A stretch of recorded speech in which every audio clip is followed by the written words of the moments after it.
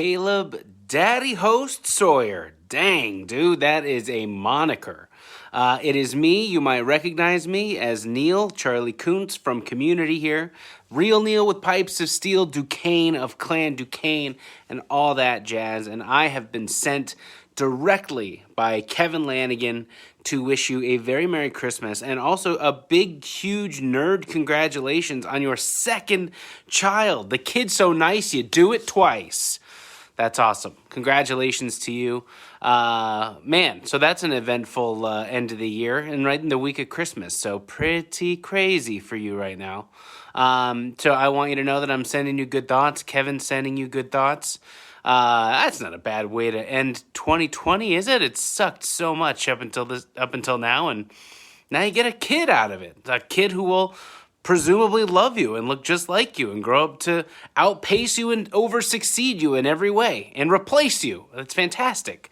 Good. We need more of you in this world. Thank you so much for, of course, loving the show. You're an excellent host, a daddy host, which I initially had taken in the other weird daddy way. But now I know it's just you're an actual daddy, a father of a person. So that's quite the relief. But your podcast is awesome, advanced community studies, and of course, being part of a great group of podcasters is really amazing. And, you know, it's what keeps the show going and spreading the love and joy. And every now and then a new person discovers it and spreads it. So I really appreciate all the fine work you're doing. You're doing yeoman's work on behalf of community, and I really appreciate it.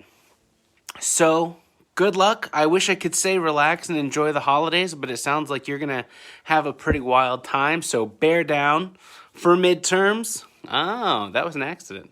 But you can do it. You got this. You've already got one under the belt, so you're good. The second one's way easier. Congratulations. Best of luck on getting any semblance of sleep in the next couple of weeks. But what an amazing, joyful way to end 2020. Excellent. Best story I've heard so far. Cool. Excelsior, I'll be thinking of you. Thanks for letting me be a small part of it. Congratulations. Yahoo!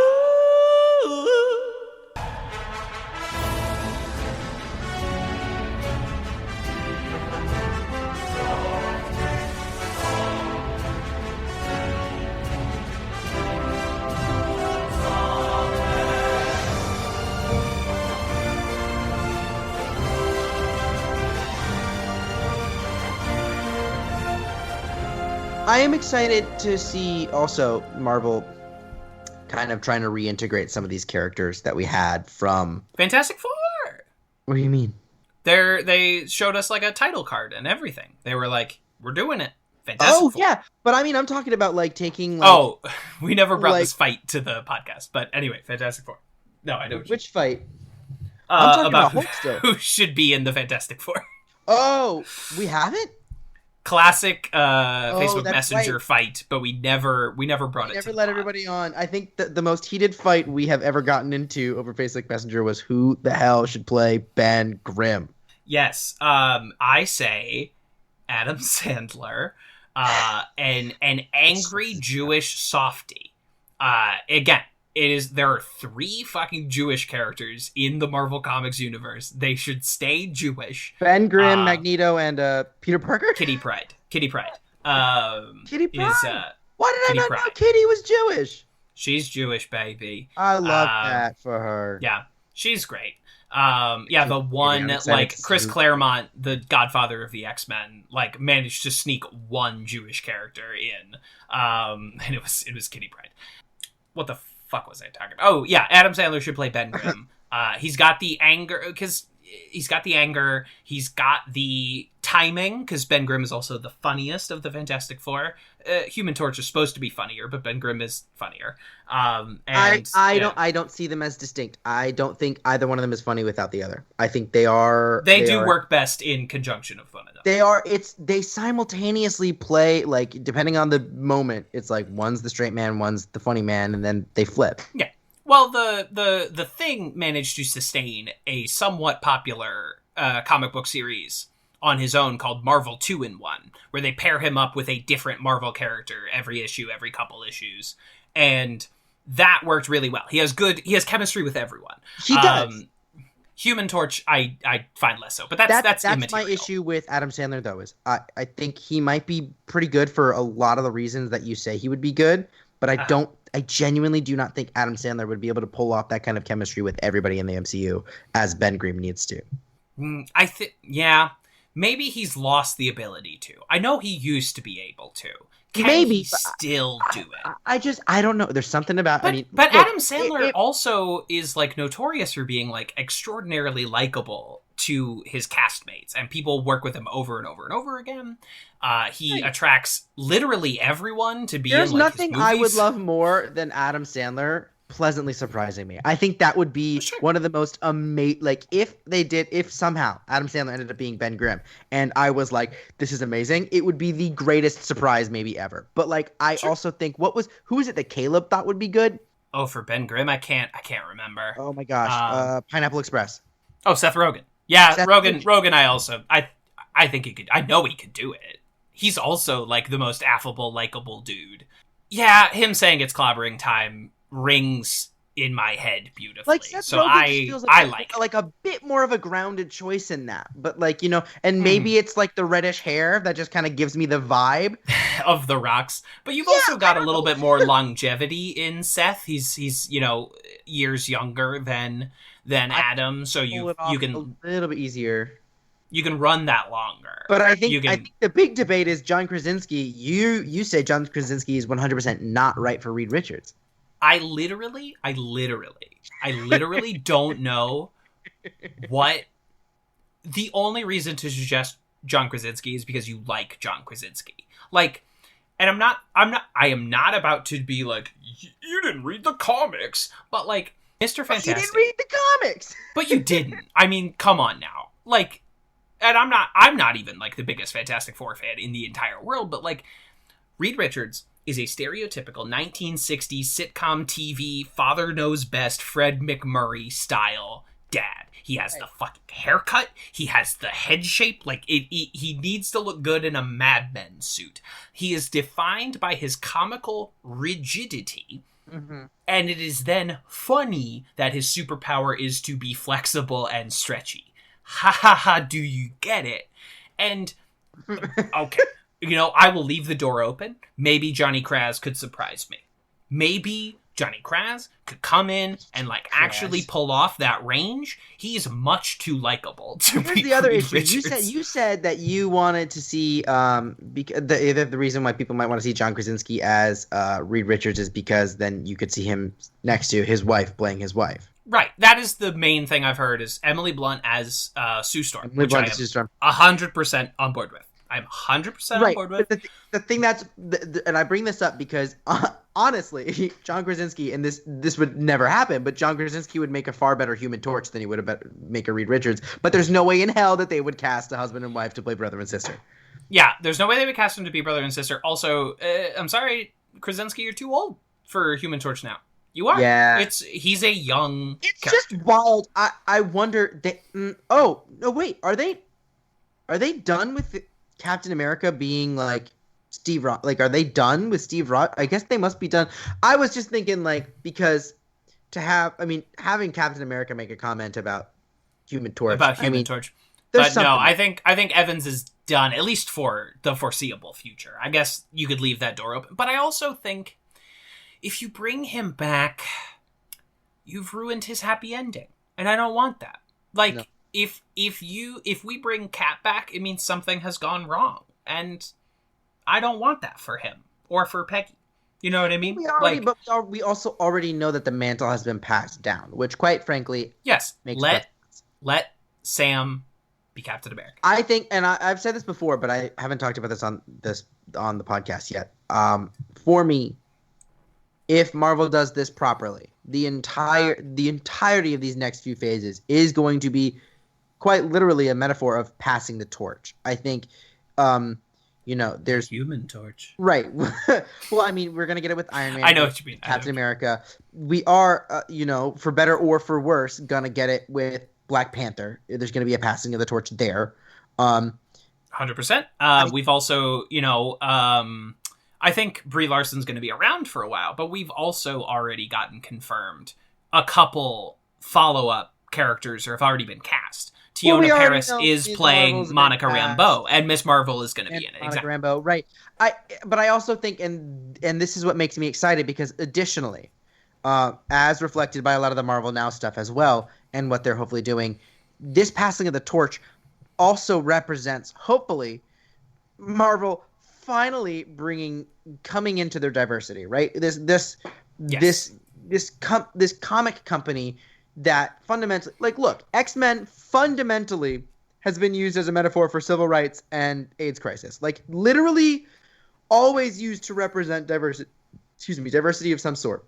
But the X-Men, I now will be the first to admit that they also have a diversity problem. Like, because of when these characters were created, most of them are white men. And specifically a lot of white men.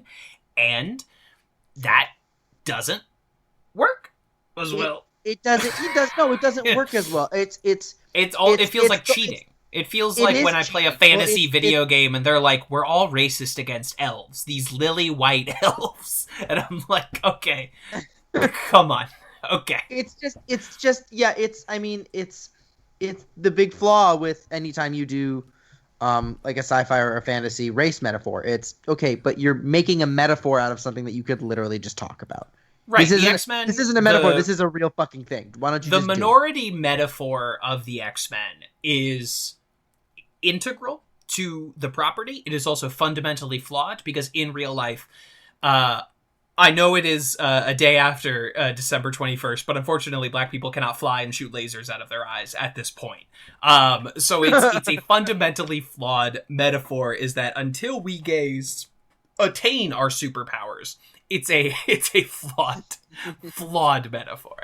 Until one of us has claws and one of us can teleport, unfortunately it doesn't fully work. And they're like, oh, well, we could have them be from a bunch of different backgrounds, but of course, somehow, okay, hold on. If they bring Gambit into the MCU, which I hope he's supposed to be Creole, I want him to be fucking black.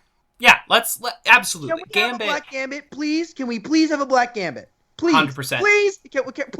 Please, can we have a black Gambit? There is literally no reason for him to be white that could not be translated to a non-white person. In fact, as many of them should be as possible, because that only adds to the thing we're doing. Yeah, it only adds to it. Also, fucking queer it up, please, for the love of God. Just queer it up. I mean, I will say it here, and I will say it loud. There are no straight X-Men. They don't exist. They are all pansexual freaks. I mean, just look to Wade Wilson, Deadpool. Dude will sleep with anything. He'll hit it. And hey, we stan our pansexual king, Wade Wilson, Deadpool. We stan our beautiful himbo. God bless him. God bless him, sparkly bastard. This is, of course. No, go ahead. No. This is, of course, after 40 minutes of Marvel Talk, Advanced Community Studies podcast, where we watch it's only appropriate because we're about to talk about some Russo Brothers episodes. Or at least one of them is. They're done. Nope. Incorrect. No, the first one is a Russo? Adam Davidson double feature. What? Dog. Wait, but then what was that title card at the end that was like Harmon Russo something? I think they're producers, but they didn't direct it. I think they well, they signed the contract at the beginning of season 3, but at this point, producer descriptions are deceptive, because if you think that like Steven Spielberg was on set every day of Michael Bay's Transformers movies, you're out of your mind. Producers are often in name only, because someone helped get a property made, or someone wants to keep the money coming in. They keep Mike Scully, Matt Groening, and James L. Brooks on every episode of The Simpsons, but none of those guys have written a word of The Simpsons in 15 years. You know what I mean? Yeah. Sorry. Well, anyway, I tried to make it work, but I failed. So didn't go. This is, of course, Advanced Community Studies podcast, where we watch the American television comedy show Community 1 or 2 episodes at a time. We are also the premier podcast in the Yahoo Screen Podcasting Network. Yahoo! I am one of your hosts, TV's Kevin Lanigan. And good news, guys, I spent all my money. Troy, you can't drive that in here. Yes, I can. It's all-terrain, dummy. Oh my god. Maybe. This is a bold statement. That 1-2 punch is maybe the funniest fucking thing Donald Glover does on this entire show. It's so fucking funny.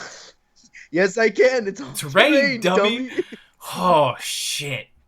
Fuck me, dude. That's funny. Sorry. Hey, everybody. How's it going? What's up? My name's Jace. I use they, them pronouns. And, oh my god. Oh, shit. It's metered parking. Wait, what? Stop letting him make you remember things.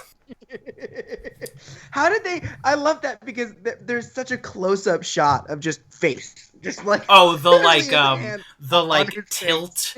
Oh, it's a beautiful, it moves into a Dutch, and it's a zoom, and then the slap. I mean, that's visual fucking comedy, baby. That's using your medium to tell a joke, baby. That's what I'm talking about, baby. We spent an entire 40 minutes talking about, like, Matt Fraction and his ability to, like, pull off beautiful, like, panels and timing and framework and stuff like that. And Community just fucking does it, too, and they nail it out of the park.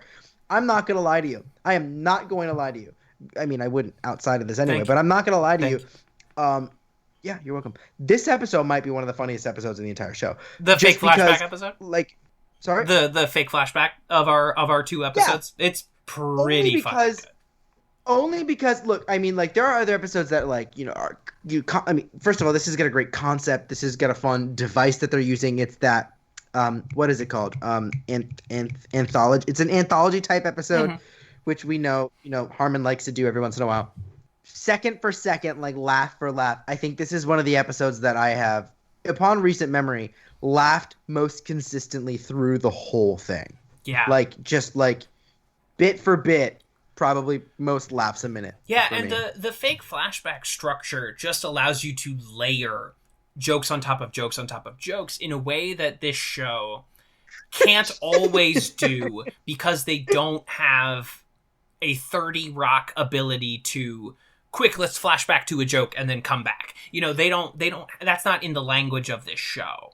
They don't do that, which I also, by the way, 30 Rock does it super well for a live action, but it's 100% a Family Guy ripoff. Yeah, it really. I don't know if 30 Rock was ripping off Family Guy, but I know what you mean. But like that bit is a Family Guy. 100%. Like remember when this? When I think of that, I'm like, Family Guy did it first. Yeah, and if they didn't do it first, they did it the strongest. Yeah, absolutely. I think they are. If nothing else, they are the most known for it of anyone, even above 30 Rock. Because if you like... And I don't even like Family Guy. Me neither. I mean, if you're on long enough, you have some fucking good jokes. That's just the law of averages.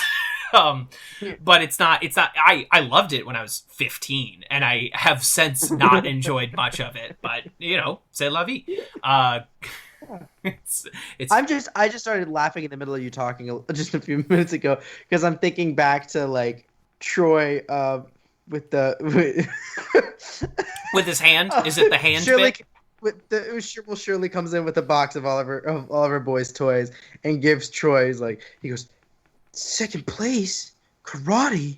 He goes, hi-ya! And he believes because he's holding a trophy that he's good at karate, and then they immediately follow it with this incredible bit. Brit, we just finished telling him about it. And then they do it again, right after. It is a perfect rule of 3. This is Donald Glover's episode. Yeah, absolutely. This is Donald Glover's episode, which is why I love it, because that's my boy. If we just talked about last week how Law and Order is Alison Brie's episode, this is Donald Glover's episode. Just pound for pound, beat for beat. Everything he fucking does in this is funny. Greendale doesn't exist. I knew it. I knew it. While we were remembering stuff, the doctor got away. I mean, again, using the medium to your advantage, right? Using the flashback as a literal stoppage moving of the time. frame somewhere else. Oh, it's so good. Like, it's fucking remarkable. It's remarkable, it's dude. Fucking it's remarkable. a fucking great episode. They do good stuff. I like it. So it seems like we're already talking about it. And by the way, we might be joined by a daddy host later. We might not, audience. So I don't know. He is a little busy being a, how you say, daddy. A current father of one, soon to be father of two. As I'm sure I've put the audio of that Charlie Kuntz cameo at the beginning of this episode. That sounds like something I would do. Maybe you'll put it at the end. It's gonna be somewhere. You'll hear it eventually. It's gonna show up at some point. I'm definitely adding Danny Pudi becoming a meme king to the end of this episode. I'm definitely adding Larry. I'm on DuckTales. Did you see this? Did you hear this? What? Jace. Oh my god. Danny Pudi is the biggest meme of today. He is the internet's main character of December 22nd. I haven't been on Twitter today. It was a TikTok of someone that are like, what's your favorite interview clip? And they play this clip of Danny Pudi and Larry King, where Larry King is like, what's your favorite extravagance that you can't live without? And Danny Pudi's like, I love good coffee. And Larry King is like, you can get coffee anywhere. That's not an extravagance. He's like, okay, I love like really nice socks, cozy socks, good running socks. I'm always looking for those. And Larry King is like, no, these are not extravagances. And then Danny Pudi's like, okay, Larry, what is an extravagance? Give me one. And he's like, a private plane. And Danny Pudi just like takes a sec. And he's like, Larry, I'm on DuckTales. I can't have a private plane. So that is definitely being added to the never-ending soundscape at the end of our episodes. I love. Speaking of Danny Pudi, this is also an amazing episode for him too. Just the Inspector Space Time at the beginning. Mm-hmm. It's like, no, I know Inspector Space Time. Do you think a guy becomes a cop because his prom night was a treat? Fucking brilliant. And then he goes, what's it, Reginald? Come on, Reginald. We don't have. We have to go back in time. We're running out of space. But also, I think one of my favorite bits in the whole, like one of my most memorable bits that like if I forget about it for a second and then I see it again, I shriek with joy, is Troy and Annie like just consoling Abed while he's sitting in a chair and the guy's moving the clock for daylight saving. He's going, and he goes, hey, if it makes you feel any better, we're going to get the hour back later on the year. And then he pauses and thinks about it. And then he goes, and then, like, for me, shrieks. There are a few things funnier than a perfectly placed, like, cut in the middle of a scream. It is 100%. One of the great Twitter accounts is Perfectly Cut Screams, which is exactly this. Yes. Fucking perfect. We are, of course, talking about Season 3, Episode 19, Curriculum Unavailable, directed by Adam Davidson, written by Adam County. In this episode, the Greendale 7 are sent to go see a shrink, played by John Hodgman, and they have their second fake flashback episode where they remember moments that we, the audience, have never seen. This episode takes a different approach to that same premise than the previous one did, because I feel like the previous fake flashback episode was much less category based, where their introductions to flashbacks were not like, let's watch a bunch of Chang flashbacks, let's watch a bunch of Dean flashbacks. It felt a lot more freeform and freewheeling, and the way that they make this episode different, not just like, oh, we're going to do the same thing again, was we're making it a lot more specific with this like plot about trying to psychologically dissect the Greendale 7. And then also they add this incredible, my Skype background, they add this incredible the Greendale Asylum quote unquote twist into the episode. They did lists of rebuttals. They would be like, blah blah blah, here's a claim about you, and they'd be like, nuh-uh, and then we would get a bunch of quote unquote in their mind counterexamples that were actually just supporting the claim. Yes. And then we go through it. And that was always really fun. And then eventually they're like, no, it's Greendale Asylum. And then they have a bunch of fabricated memories. Or rather, just kind of this weird kind of meta loop where these are all references to stuff that we've actually already seen reframed into. So these aren't even memories that we haven't seen before. They're references to actual things we've watched happen, put into the frame that these are actually all just falsified memories that we've been watching and experiencing. So it's been a great. And Jeff does a Groucho Marx impression, which I'm always in favor of. Oh my god, it's a great one. It's a great one. So do I. What is that in response to? What's that line? Oh, it's so like, good. I mean, married, unless you mean married to his character work. It's like, no, I mean insanity. So do I. It's something like that. I can't, it's gonna make everyone mad that I didn't get the quote exactly right. Oh, well. Yeah. They're gonna be like, actually, Daddy Host is here! Daddy! You made it! Yeah, well, part of me made it. My soul did not make it to the recording. My body is here, but my spirit remains. That's okay. Welcome. You didn't miss much. We spent the first 15 minutes talking about. Yeah, we talked about Marvel Comics for 40 minutes. It's my fault because I was like, Kevin, I finally finished the Matt Fraction Hawkeye run. Yeah, and it's a miracle we didn't just talk about that for fucking 40 minutes. Because I'm rereading that for who knows how many goddamn times, and it's still fucking incredible. And rereading it, it's so exciting because you're like, oh, it's this issue. It's the issue that's told from the perspective of the four ladies in his life. I love this issue. Oh, it's the issue with the fake comic covers in it. Oh, I love this one. Yeah, it's really fun to reread this book. Would recommend. Would 10 out of 10 would recommend. 10 out of 10. We actually only just got to discussing the episodes, so you are right on time. Oh wow! Okay. These are getting longer and longer. Maybe it'll be good if we talk about The Witcher for a little bit. Get out of this zone that we're in. But we are discussing the fake flashback episode curriculum Unavailable with Mr. John Hodgman. These two episodes are a great series in my ever-growing list of what's Dan Harmon watching? Because you have John Hodgman from The Daily Show in this episode, who was apparently like Dan Harmon's dream guest star. Like from day one, he's like, how do I get John Hodgman on this show? Which kind of explains why Community was never phenomenally popular with mainstream audiences. And then you have Giancarlo Esposito in the second episode, and this episode comes out between Breaking Bad's seasons 3 and 4. So Gus Fring is at the height of his powers at this point. Giancarlo Esposito's been fucking crushing it, by the way. He's been crushing it for Mando season finale. Let's go. He's found his villain groove, and he's just been like unstoppable since then. Like he plays a phenomenal He's the American middle career Gary Oldman. 100%.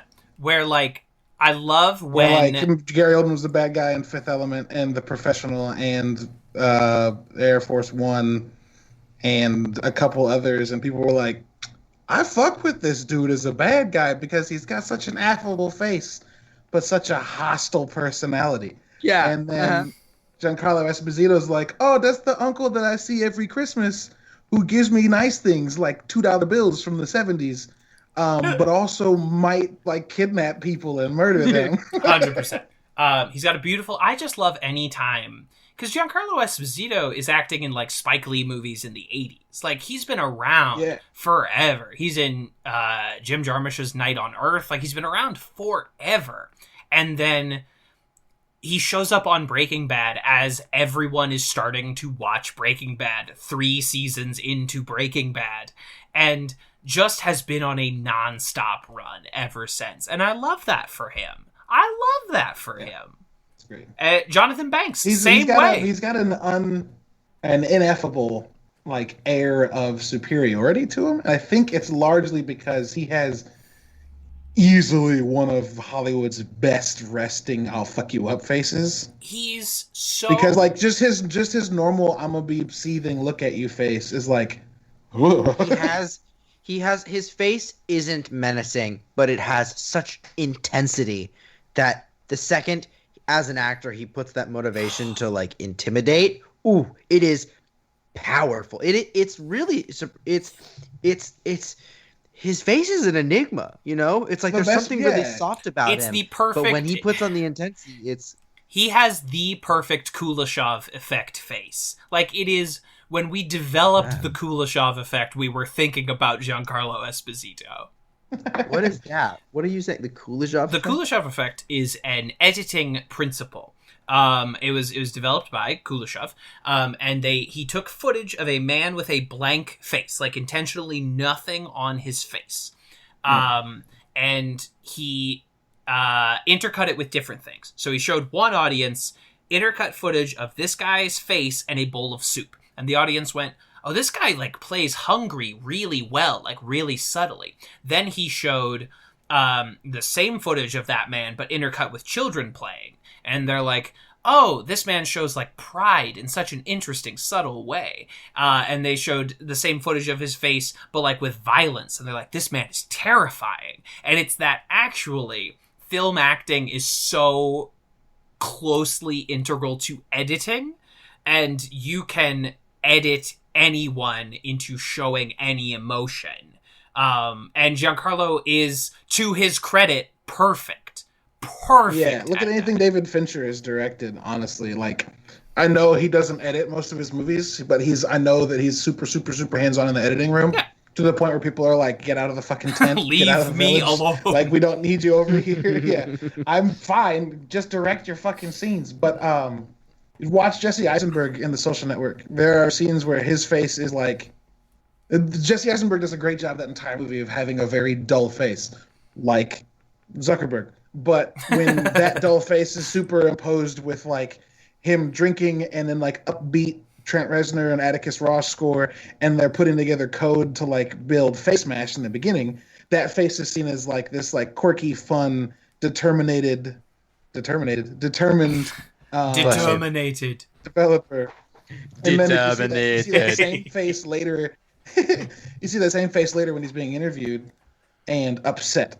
But like he's not saying things that he's upset, but it's juxtaposed with like the onslaught of charges against him, or with the Winklevoss testimony, or later in the movie, where that same face is on display after Justin Timberlake's Sean Parker. Thank you. I wanted to say Sean Payton for some reason. Sean Parker has gotten arrested, and that same face you've seen the whole fucking movie now eschews like despondentness and like, oh fuck, I fucked up. Maybe Andrew Garfield's character. Why am I forgetting my night, dude? Anyway, Eduardo Saverin. Yeah, maybe Eduardo Saverin was right, and this dude's full of shit. The whole movie, it's the same fucking face the whole time, and you could do that with anything that Fincher does. Brad Pitt in Seven.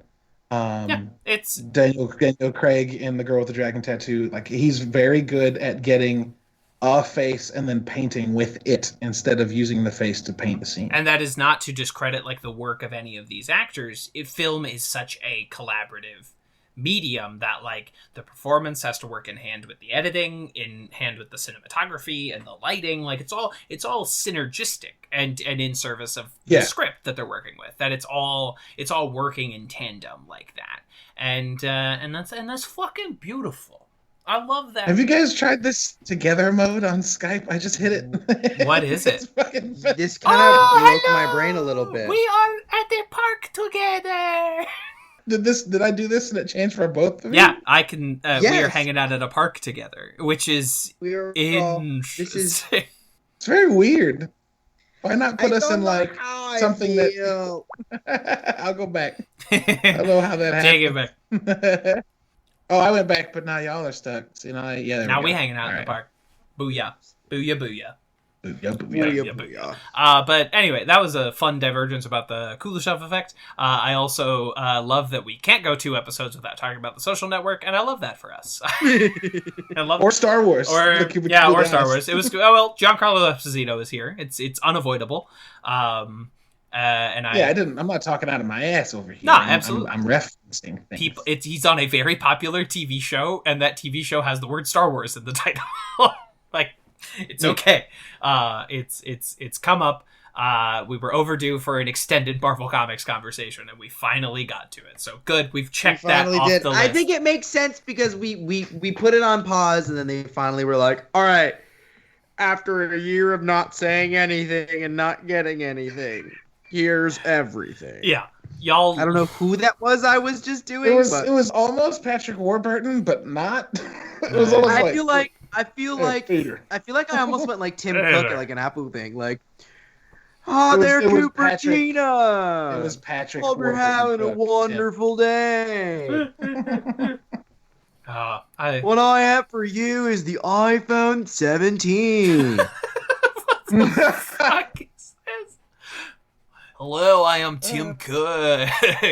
Welcome to Tim Cook's Surf Shop. My Hawaiian name is Kunu. Yeah, absolutely. Yeah, it's fucking. Really gotta get into these Apple devices, dude. Have you? Is that cursive? Is that? No, I guess that's not exactly cursive, but it's close. What? I have no idea. Cursive. Y'all have heard of this phenomenon of singing in cursive, right? Of singing? Singing? Yeah, singing in cursive. So when you hear like folky singers that say like "nah" instead of "now," that's singing in cursive. When they mispronounce their words, I hate this so much. It's a joke. It's like it's absolutely used to like make fun of a thing. But like every time it happens now, I'm like, oh, that's in cursive. Is it like that Vine that's basically like, welcome to my kitchen. We've got avocados and bananas. Yes, that's cursive. Oh, it's so dumb. This is, and I mean no disrespect to any of the three of us, this is conclusive proof that once the three of us are together, the topic just goes fucking right out the window. Just like fucking throwing the baseball right out the window. Well, it's because it's like we'll message each other like sporadically throughout the week, and then we see each other's face, and we're like, so there's so much shit in this world. Yeah, what the fuck is going on? Yeah, absolutely. So it's fine. I mean, this is also... I love this episode. It's so funny. It's also not particularly substantive, you know? It's not... No, but who cares? But it's so fucking funny. We were just talking about Caleb, and I want to hear your opinion on this as well. This might be, pound for pound, beat for beat, Donald Glover's funniest episode as a performer. Yeah. Just because that's definitely up there. Upon like immediate challenging, I don't have a response. My only immediate challenge would be Football, Feminism, and You, where he has the fight raps and the conversation on the football field at the same time. Yeah, it's very good. But this episode has those are two of his strongest bits ever. But this is like, there's far more bits that are just as funny. Like, I would put in that same upper echelon straight up, and being like, Troy, you can't drive that in here. Yes, I can. It's all terrain, dummy. Not even to include, he opens that scene with, good news, guys, I spent all my money. That's a big laugh. And he goes, Troy, and then he hits, it's literally, and then, or even down to like, we were just saying, Shirley giving away all of her boys' toys, and Troy getting the karate trophy, and then thinking that he can do karate, and then going, and then like hurting his hand, and then immediately after, Britta like touches his hand, he goes, we just finished talking about it. And then and then later he's like, I've been play very manly games or something like that, and then goes to shake his hand. And then he shakes his hand, and he goes, and then puts his arm around him. Fuck me. Yeah, it's very good. And then good. Yeah, and then also he has the I knew it getting slapped. Yeah, exactly. When Jeff slaps him and goes, stop letting him make you realize things. It's so good. It's so good. Yeah, it's phenomenally good. I love John Hodgman in this episode. One of my favorite one-episode performances on this show. That dude is Hodgman's great. Fucking funny. That guy, I like him. He okay. He all right in my book.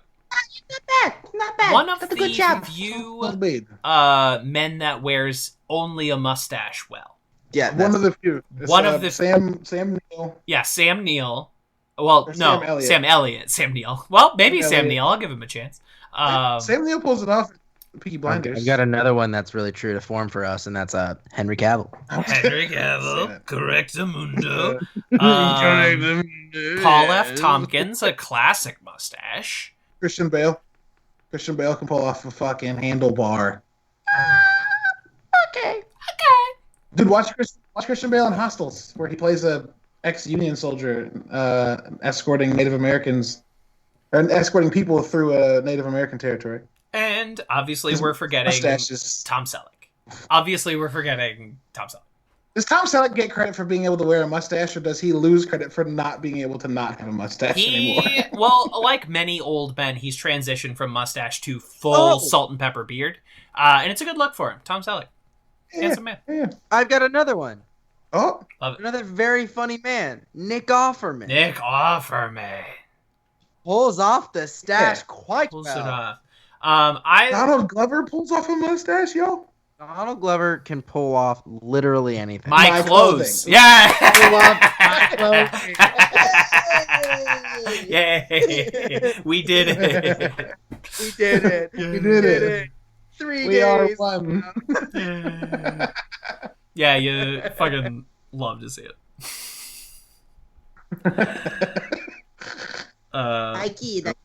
Nice. I do like this episode a lot. Also, it gives us that like really dynamite scene of them in an asylum where they're all living through all their weird memories that they thought they had, and then fucking what's the- Garrett comes in as like, I would like to see what Garrett. happens if we confiscate one of their pets.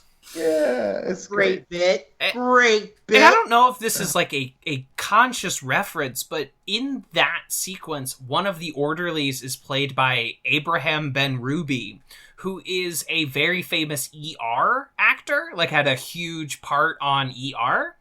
And I don't know if that's a reference or Abraham Ben Ruby needed some work, but more power to him for showing up in this episode.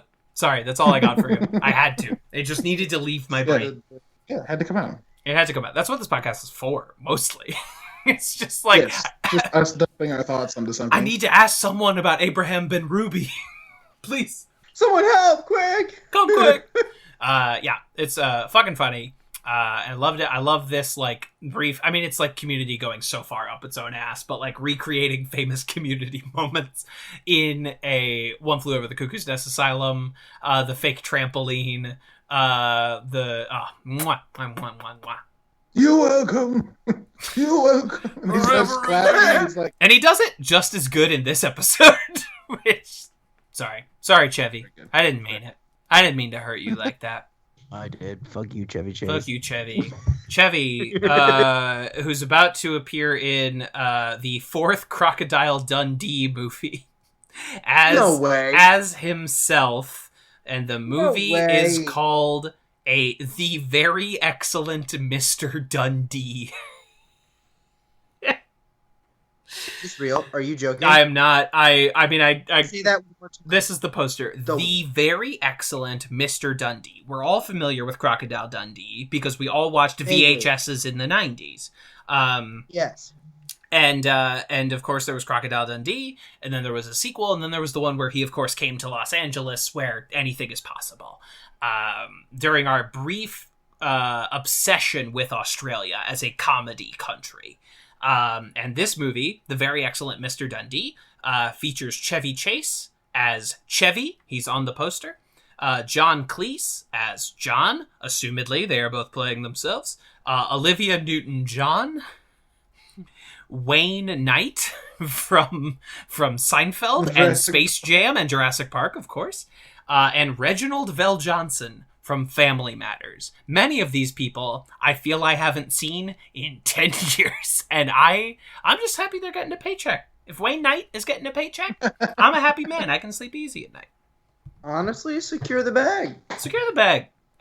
Take it. Secure the bag. Take it where you can. Get paid. I regret no actor taking less than desirable work because, hey, everyone has Everyone has a mortgage. Everyone's got rent to pay. I don't have a mortgage. I do have rent. You do have rent to pay. Everyone's got rent on the condo, and Wayne Knight. You know, the Seinfeld residuals, they're good, but they're not everlasting. Those numbers, they're going down. Wait, did you say something that Seinfeld's not everlasting? Well, the Seinfeld residuals... The Seinfeld residuals are compounding and compounding because that show is constantly on. But the residual numbers that people are... Total of half. Right, but the amount people are getting paid for those residuals is plummeting because less and less people are watching television. So, unfortunately, those residual checks are getting fewer and further between. Would Seinfeld ever be anybody in this party's show they go to, like I go to The Office, and just turn it on in the background and let it happen to them? Kinda. No. Yeah? I certainly, high school me was like, oh, Seinfeld's on? I'm going to watch Seinfeld. Like, oh, it popped on at 10 o'clock on Saturday? Great, watching Seinfeld. And I used to do that every day. I've probably seen every episode of Seinfeld, but grossly out of order and in reruns. I don't know if I have any show like that. I think maybe if I had to pick a show that I would just be like, I'm putting this on in the background that I know that if I check in, I'm gonna be able to fondly remember something and like just kind of enjoy it without feeling the need to like follow along, which I compulsively do for everything that I watch. Probably Adventure Time, actually. Oh, interesting. I would probably put Adventure Time on and just let it kind of rock. I honestly, I struggle with that with scripted television. Like, if I don't like just having noise on when it comes to scripted television, I struggle with that because I want to pay attention to the stories that are happening. So I find YouTube video essays about video games I don't care about, or like podcasts to be great for that. I'm like, I'm feeling the noise. It's friendly. It's nice. I'm not sitting with rapt attention. See, for me, I don't put on narrative storytelling or things like that to fill space, to fill sound. I will put on music just immediately. I'll be like, let's put on some music. I'll throw on my headphones.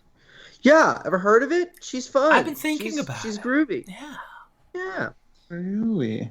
Yeah. I mean, because even me, like if I go on YouTube and I'm like, this is stupid, and I put it on, even if it's something I don't care about, I will get sucked in and pay attention. And if I miss a sentence, I will go back and try and make sure I understood what it was saying. Even if it doesn't appeal to me, I just can't not. I don't know. Impressive. Incredible. I don't know what it is. So the reason that I can watch a few scripted shows while doing something else is largely because I'm far beyond needing to watch those shows to pay attention to anything happening. Sure. Right? I'm very much along the same line as y'all when it comes to like, if I'm trying to get through something, and I haven't watched it already, then like that doesn't work. I will not pull that off. But if it's like The Office that I've seen 100 times through, Right. at least, then I put that on the background and it's fine. Because I'm not I could also say that for Steven Universe, but I also know that I love that show so much that I'd probably, once I would get past season 1, I'd probably be compelled to watch it a bit more intently. But yeah, which is wild though, because like my ADHD is rampant. Mm-hmm. But for some reason, you put on anything that's narrative, and I'm like... Well, ADHD also is about hyperfocus, right? Like, it's not just, I can't focus. It's very much a part 100%. Of it. Yeah, absolutely. For that, a lot of people don't, realize, and people are getting more and more informed about ADD and ADHD now. ADD, hyperactive subtype, if you will. Which is good. It's just good. It's really great that people are getting more and more informed about it.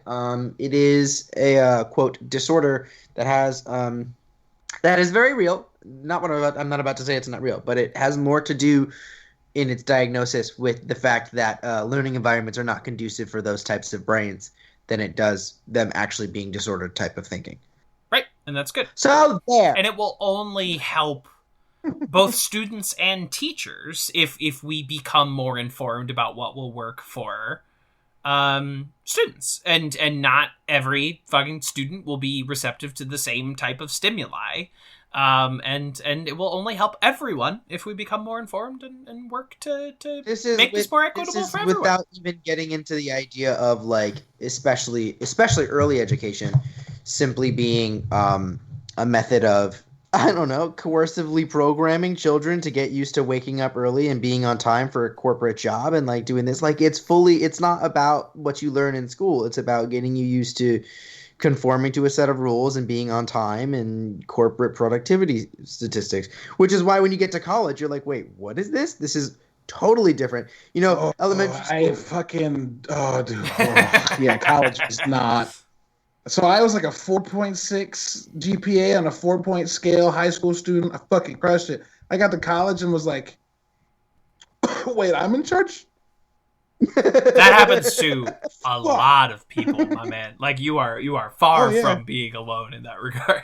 So I was a solid C minus student in college because I felt so distanced from the like formula, the exact formula you were just describing, Jace. The like, oh, they want me to like do this shit so that I'll be a better worker? Fuck that noise. Just like wholesale goodbye, don't need it. Actually, this is stupid. Yeah, when you realize that you're not being held to it, like you're not literally at risk of getting arrested for not being in school, you know, or like you're not being surveilled for when you leave your classroom and have to ask to use the fucking bathroom. I mean, it's wild. It's wild. The number of and the thing that drives me nuts.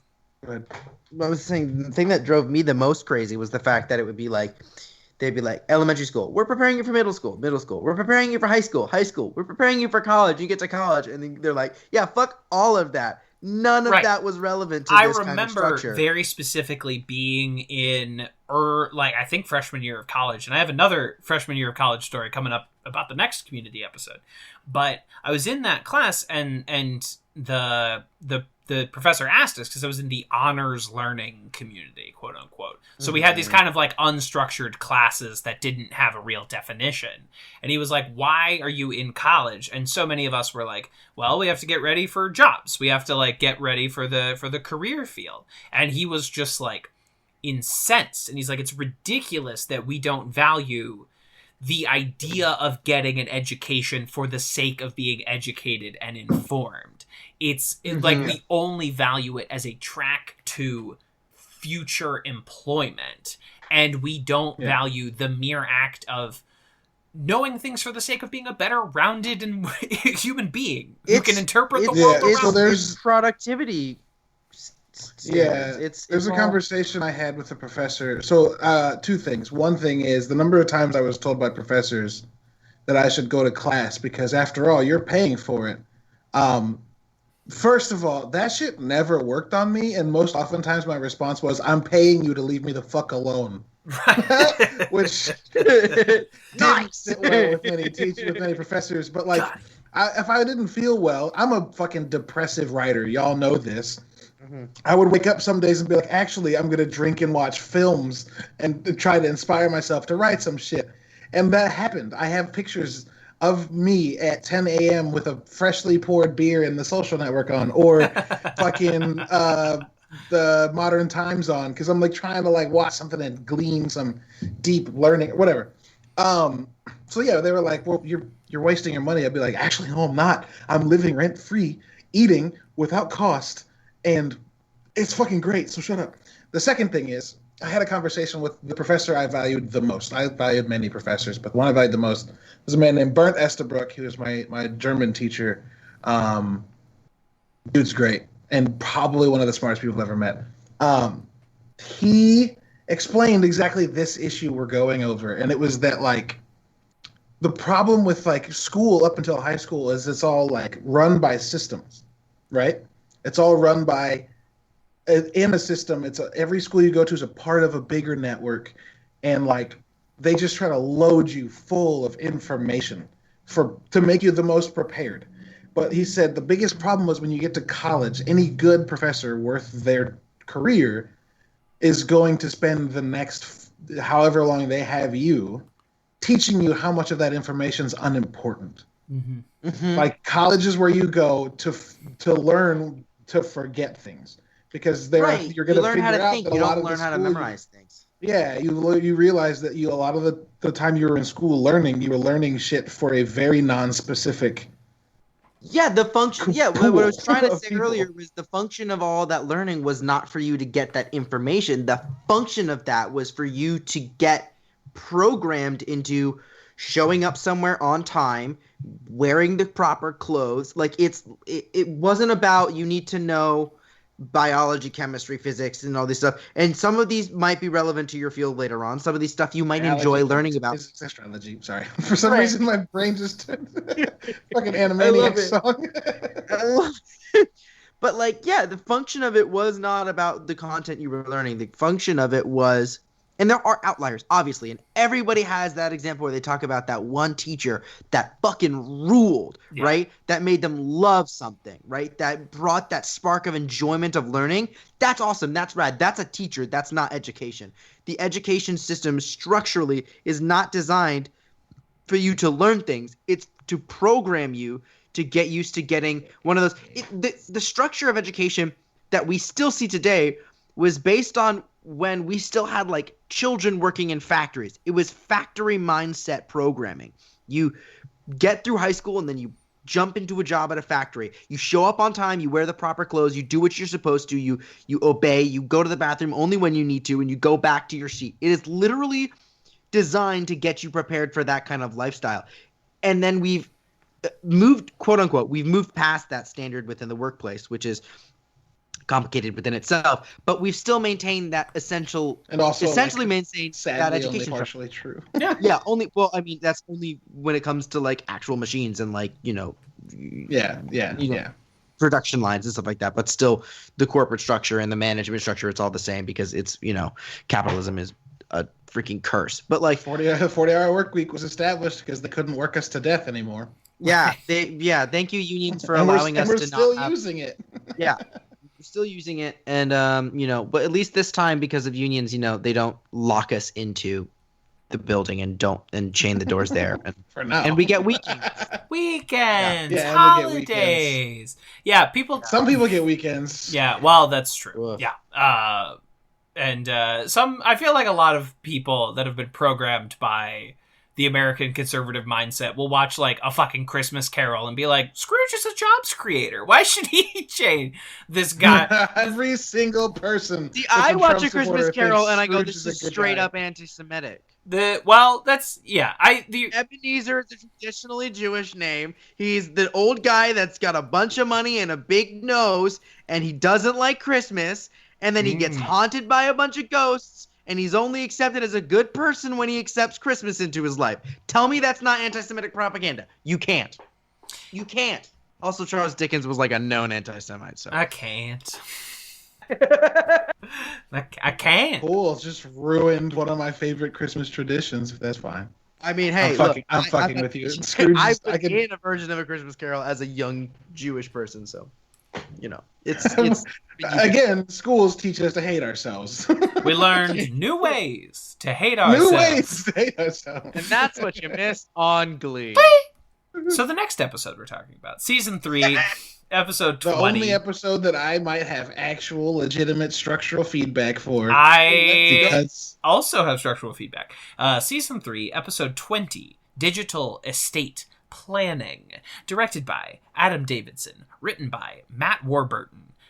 In order to obtain his father's fortune and company, Pierce and his friends must compete in a video game of Cornelius Hawthorne's design with the adversary of Gilbert Lawson, played by guest star Giancarlo Esposito. My big note about this episode, and I like this episode on the whole, it's very funny. My big note is that it comes at exactly the wrong time in this season of television. It's in such a weird fucking place. And I know that probably has to do with animation, right? Because this episode, obviously it's a video game episode, but they are all 8-bit animated, and that had to be like hand animated by animators, and that process takes a fucking long ass time. But it should have come out either while they were still at Greendale, or as the gap episode between them being expelled and them going to see John Hodgman, or after they overthrow Chang. But as it is now, it's like they find out that much closer to then they actually like finding out that his dad was dead. They find out that Chang has kidnapped the dean, and they're like, we need to go get him. That's the end of the episode. Like, we need to save him. Cut to, they play a video game with Giancarlo Esposito. Honestly, I just skipped this episode to finish the Chang Dynasty and then go back. Like, it's so out of place. I oftentimes end up not watching it, not because I dislike it in any way at all. I just end up not watching it because, like, I'll skip ahead. Yeah, and then forget to go backwards. And that's I'm glad that other people are as what the fuck about this as I am, because it's bugged me forever. It comes at exactly the wrong time. These last 3 episodes of season 3, so this Chang Dynasty and the actual finale, all aired on the same night on NBC. They played this is the period of time where it feels like NBC just does not give a fuck about this show.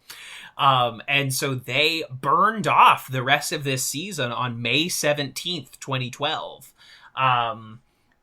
So there was like one, let me see if I can find, May 17th, 2012 television lineup. I want to see if I can find what the one other show is on this episode.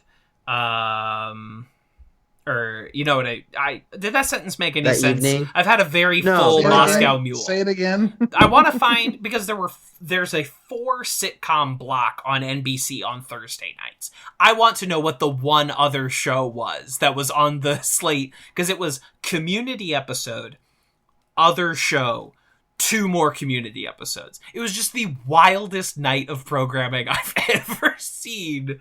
They were like, yeah, let's just do a small interruption and then back to 2 more episodes. Yeah, it was it was right after I had left freshman year of college. It was like the first week we were back home, and I had failed to impress my honors learning community teachers that whole year. But nice. The one thing one of them had picked up was that I really liked Community, and so did he. And after these episodes aired, he wrote on my Facebook wall, like, that was one of the wildest nights of television I've ever experienced. And I was like, I know, right? Like, what a fucking weird lineup. Wow. I'm having trouble finding it. Yeah. But that's okay. I'm sorry. I'm sure when you find it out, you'll let us know. Absolutely. No, this episode's really impressive that they pulled it off. I think this, similarly I want to know how they made it so bad. You don't like this episode? The 8-bit?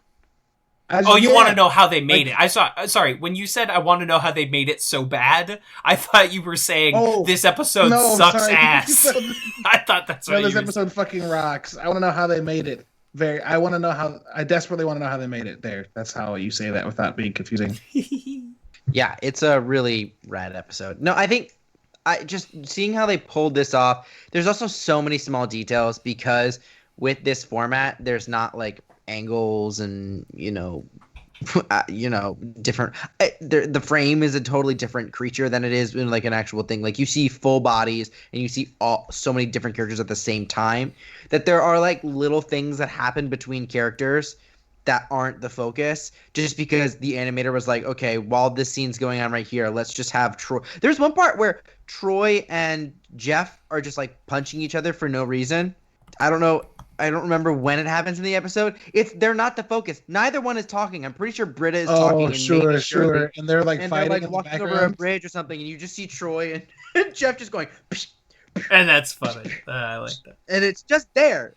It's just there. It's like -1, -1, -1, -1, and then it's like, there's just so many small details, and like, that's super fun. Did they genuinely develop a game? No. It was just animation. The fans have since created a playable version of this game, but they did not develop a fully functioning video game. Unfortunately, it's not outside the question of what the show is willing to do, but it did not. I would like to know what because there's that gay island, right? I would like to know what the fans theorized that island actually looked like as a playable island. Gosh. Ish gabish. I mean, also just like there's several layers of just like racist stuff in it. It's jive turkeys, racism. We killed them before they multiply. Yeesh. Yeah, it's pushing the bounds of what we will laugh at as terms as comical racism. You know what I mean? Like if Cornelius Hawthorne's first appearance is kind of a very laughable example of that, this one, even though I think this episode is very funny, like sometimes I'm like, oh my god, like, yo, Lord, this is too much. It's something. I love it. I mean, it makes me uncomfortable. I look at this and I'm like, oh, god damn it. I don't know. It walks a weird line. I've never been one. I don't like cringe humor. I've never liked it. I don't think it's all that funny. It's a strange episode. I think I like this episode because concept wise, I think there's some like really cool stuff that they pull off, and the idea of what it means to be family, and the kind of the way that oh my god, I can't think of his name. Just Gilbert. Yeah, Gilbert. Yeah, Gilbert kind of has this like goes from the bad guy to someone that we care about. Like there's a lot of really exciting elements to this episode. And also Pierce's complete lack of understanding of video games, where he's like, all right, I have to go kill dad. And he goes, here. And he pulls out a gun. He's like, do you just carry that with you everywhere? And he goes, not when I shower. some pretty good stuff in there, but just like, yeah, just wild. Oh, also, this is also, sorry to go back an episode, but I'm thinking of, we've talked pretty extensively on the way that Community somehow walks this fine line of making jokes about school shootings almost. Yeah. So it's ringing a bell to either Yeah, of you. about the paintball the episode. Before this. Paintball episodes, but even the conspiracy theory episode. Sure. You know, but then literally they do probably the most blatant one in the episode just before this, with Shirley looking in the library, and she opens up a book and there's a hole in the book in the shape of a gun. Oh my god. And she goes, I'm just going to pretend I didn't see that. And then she puts it back. And I remember seeing that and like laughing out of discomfort, being like, oh, I can't believe they made that fucking joke. Yeah. It's wild. I did not see it as like that particular joke as an homage to school shootings, more as an homage to, I guess, just like low class and crime. But you could easily draw that mental connection, which it seems you have, and I never had. Like, I don't see that as innately like it's a school shooting joke, but it's a joke that relates to guns in a school. You know what I mean? No, for sure. So it's just like something. See, it's interesting because the racism in this episode, I just none of it. It's interesting. I didn't see any of this as cringe humor when I watched the first time. Not in the way that like Michael Scott saying like cookie in that one horrific episode of The Office. Just like people talk about Scott's Tots, and I'm like, okay, Scott's Tots, I'm like sure. dry heaving thinking about it. Yeah, but I want to throw myself through the floor when I think about that moment from The Office. Like, or when he kisses Oscar in front of The Office. Because he wants. It's Kevin so and I painful. both just go. It's so fucking painful. The whole time you're like, I don't find it redeeming. That's the thing, though. A lot of people are like, they find humor in that, and no. People that say they find humor in that are full of shit. It's because it's not funny, and you're not supposed to feel any. There's no redeeming quality to it. It's that like in that portion at that time in that show, Michael Scott's an asshole. Yeah, and doesn't think that he's an asshole, and. He only gets better. I'm speaking from like a broad picture, like outside perspective. The writers of the show said this is funny. I don't know if they did. Yeah, in that particular scene, I don't know if they the intent was to laugh at it. Even if they're saying it's not funny because it's like, haha, this is funny. They were like, this discomfort will make people laugh. It is a comedy. The intent was to make people chuckle. I think that saying that maybe it was taken the wrong way, or that people did laugh at it is worth pointing out. I don't think that there was anybody in that writer's room that was like, this is, I don't know. The thing I butt up against is that, like, because it exists in a comedy, is therefore for comedic purposes. I once had to review Mouse, which is a graphic novel about Stunning. yeah, it's very good. I had to research that in a concepts of comedy class because my professor thought it was, because she was like, it's a comic and comics. Oh no, God! I was like, oh, it's the funny papers. Mouse was there right alongside Mother Goose and Grimm, Family Circus, Mouse. Oh my God. Was it really? No, of course not. Garfield and then Mouse. Novel. That's just like a misnomer of content. No, I don't think the comedy show, I think they exist devoid. I get what you're saying. I see comedy, like shows that are comedies can have moments that are not funny. Their intent is not to make you laugh the entire time. I think more so when it comes to it, it's a conversation worth having, and it is not cut and dry, absolutely. But the idea is that, like, first of all, the intent is not necessarily how it's going to come across, right? The people making this are more than likely, they're not homophobic. They're probably friends with a bunch of queer folks. They're in the industry, right? It's not like we're not there, you know?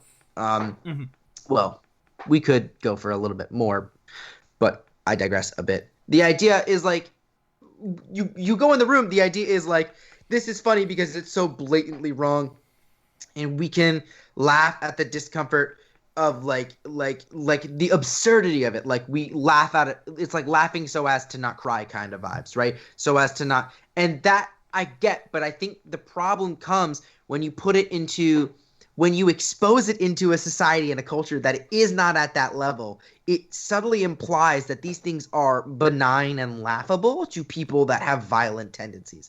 And so it becomes complicated, where it's like, yes, the art is being made and it comes from a specific perspective, and it comes from a specific intention, and you can laugh at it. I have laughed at plenty of things that I'm like, this is so dangerous, right? But I understand where it's coming from, and I understand that. But I think it's complicated when it reaches when what it implies to a lesser informed audience. But then, of course, it's, you know, who are we to say if an audience is informed? Right. So it's and that conversation gets tricky when you blame creators for their creations being misinterpreted. Right. And like at that point, like, is anything safe? Right. At what tricky. point is it the responsibility of creators to understand the impact of their work outside of their intentions? And I think that there is some responsibility there, but that line is hard to draw specifically. And it's like our conversation about art last week, is that unfortunately there is no hard and fast answer to any of this. Like, a non-comedic example would be the movie American History X, where Edward Norton plays a reprehensible skinhead white supremacist who commits, like, heinous acts of violence very early into that movie. And the movie itself, watched as a text and read under any conceivable lens, is obviously abhorred by the actions that Edward Norton undertakes in that film. Yeah.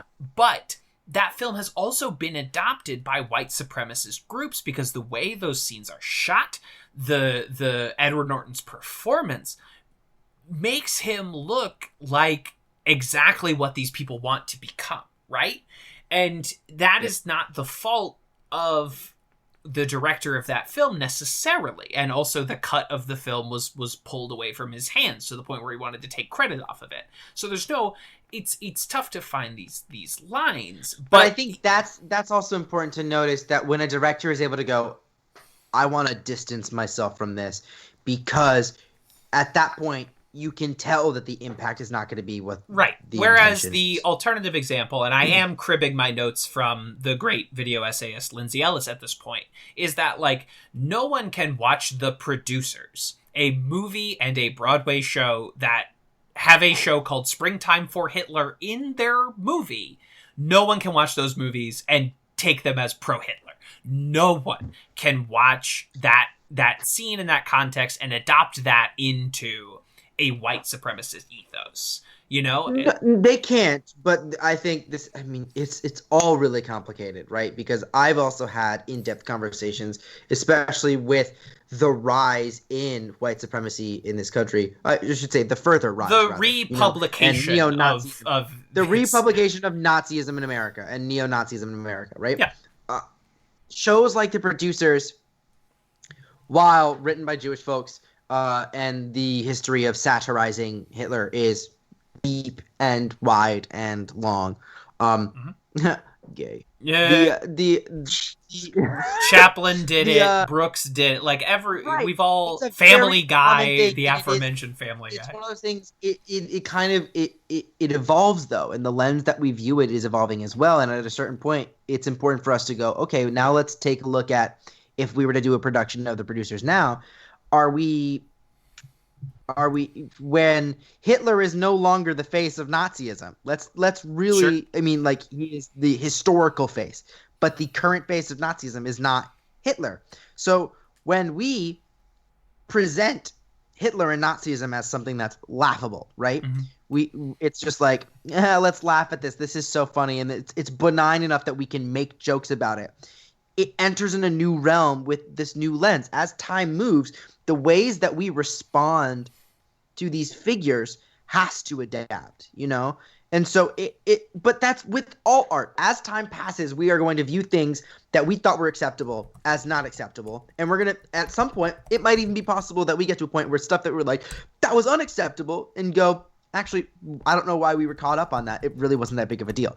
It really comes down to what is the lens of the current time? What are the current conflicts going around? What is the responsibility we have as storytellers to reflect on the impact of our work, even outside of intent?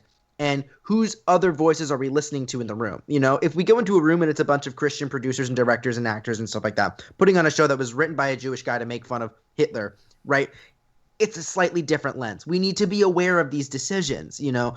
But nothing is cut and dry, but it's the respect for what is being said, how it's being said, and who is saying it is something that is starting to be more understood on a wider scale, but also respected with the gravity it deserves. I mean, accountability is entering a new realm in culture, and that is a good thing. It's a scary thing, it's a disruptive thing, but it's ultimately a good thing. And we're struggling to find out what it means to hold people accountable, right? We've got what is cancel culture? To what extent is it good? To what extent is it bad? Complicated discussions, complicated feelings, complicated outcomes. But it's important that we have these discussions. But we're children working our way through calculus right now, basically. This is far too complex for us, but eventually we'll get it. But it just means there's a bunch of messy conversations, and I don't know, it's wild, and it's really kind of what gets to me all worked up when we look at these older shows. It's like, wow, like just reflecting on it. Okay, like because there's no question we're simultaneously viewing this show through the lens that it was viewed when it came out and a current lens. And I think it's important for us to be able to, and we're really good about it, is separating those two lenses and being able to look at them uniquely. And I think that's one of the exciting things about having these conversations with y'all. I forgot that I was gonna make a point earlier. I completely forgot.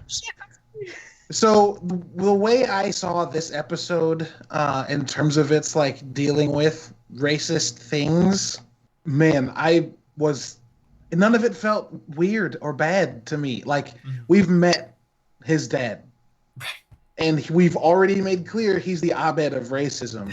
So like, of course, a fucking video game he made is going to be full of awful shit. And like, I feel like it would have been far weirder if it hadn't been that way. And let me make a case for this that I know neither of y'all can argue because you don't fuck with Star Wars like I do. There's, and I don't mean that pejoratively, honestly. So there's a Star Wars game that came out. There's a Star Wars game that came out in October called Star Wars Squadrons, and it's all about space fights in spaceships. It's fucking great. One might say it's about wars in the stars, right? Star Wars. Yeah, basically, yes, basically. But the more interesting thing about that is when you start the campaign, right? You play as the Rebellion, and the Rebellion, for anybody that's just watched Star Wars or has watched it for decades, will realize that the Rebellion is diverse. It's got aliens in it, it's got boys in it, it's got girls in it, it's got all the different people in it, it's got all the different species you see as bad guys, they're also in the Rebellion as good guys. It's just the Rebellion is the conglomerate of the Star Wars universe, right? The Empire, all fucking white dudes. Yes. All fucking white dudes. The whole trilogy, the original trilogy, all white dudes. Not a single black dude, not a single woman, just all white dudes. You play this Star Wars game, Squadrons, and the Rebellion looks great. They're all different alien species. They have mixed and non-apparent genders. It's really good. It's really good. It feels really great playing as the Rebellion. And then you go over and do part of the missions, go back and forth between the Rebellion and the Empire. In the Empire, I was about 2 minutes in before I literally out loud was like, "Where's the white dudes?" Wow. Because it was an Asian woman and a black man and a Middle Eastern man. And I was like, hold on. So the reason why I say that Pierce's dad's game is racist like his dad is it's important to me that character remains in continuity a racist piece of shit. So his creations, therefore, are racist pieces of shit. Right. And the reason I brought up Star Wars is that for me, the Empire in this game doesn't work because the Empire was built as an analog to the Nazis, and the Nazis all white dudes. So when you give me the Empire and it's full of non-white, non-male characters.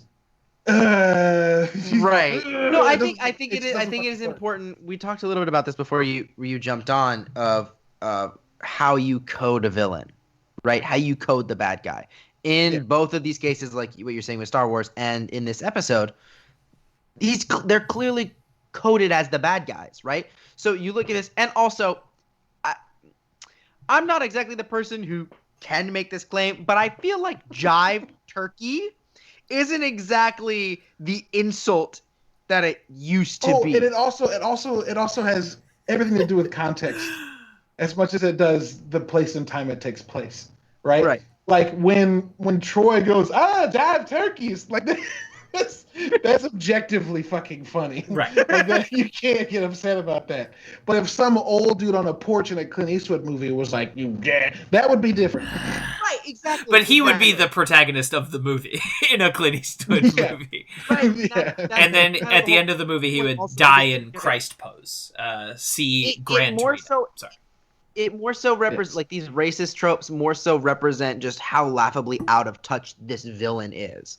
And that's kind of why it's less cringe. I mean, it makes me cringe a little bit, but it's also just thinking about the idea that they were like, "Oh, this will be funny." Yeah, this is. We keep quoting. When you this, break it down, you get more comfortable with it. We keep quoting this section of Troy dialogue, but Cornelius Hawthorne is 1800s Disney style racist. He is not an up to date of the moment racist. And that, it's an interesting conversation, and I'm really glad we glommed onto this as a section of discussion because it's kind of unavoidable in this episode.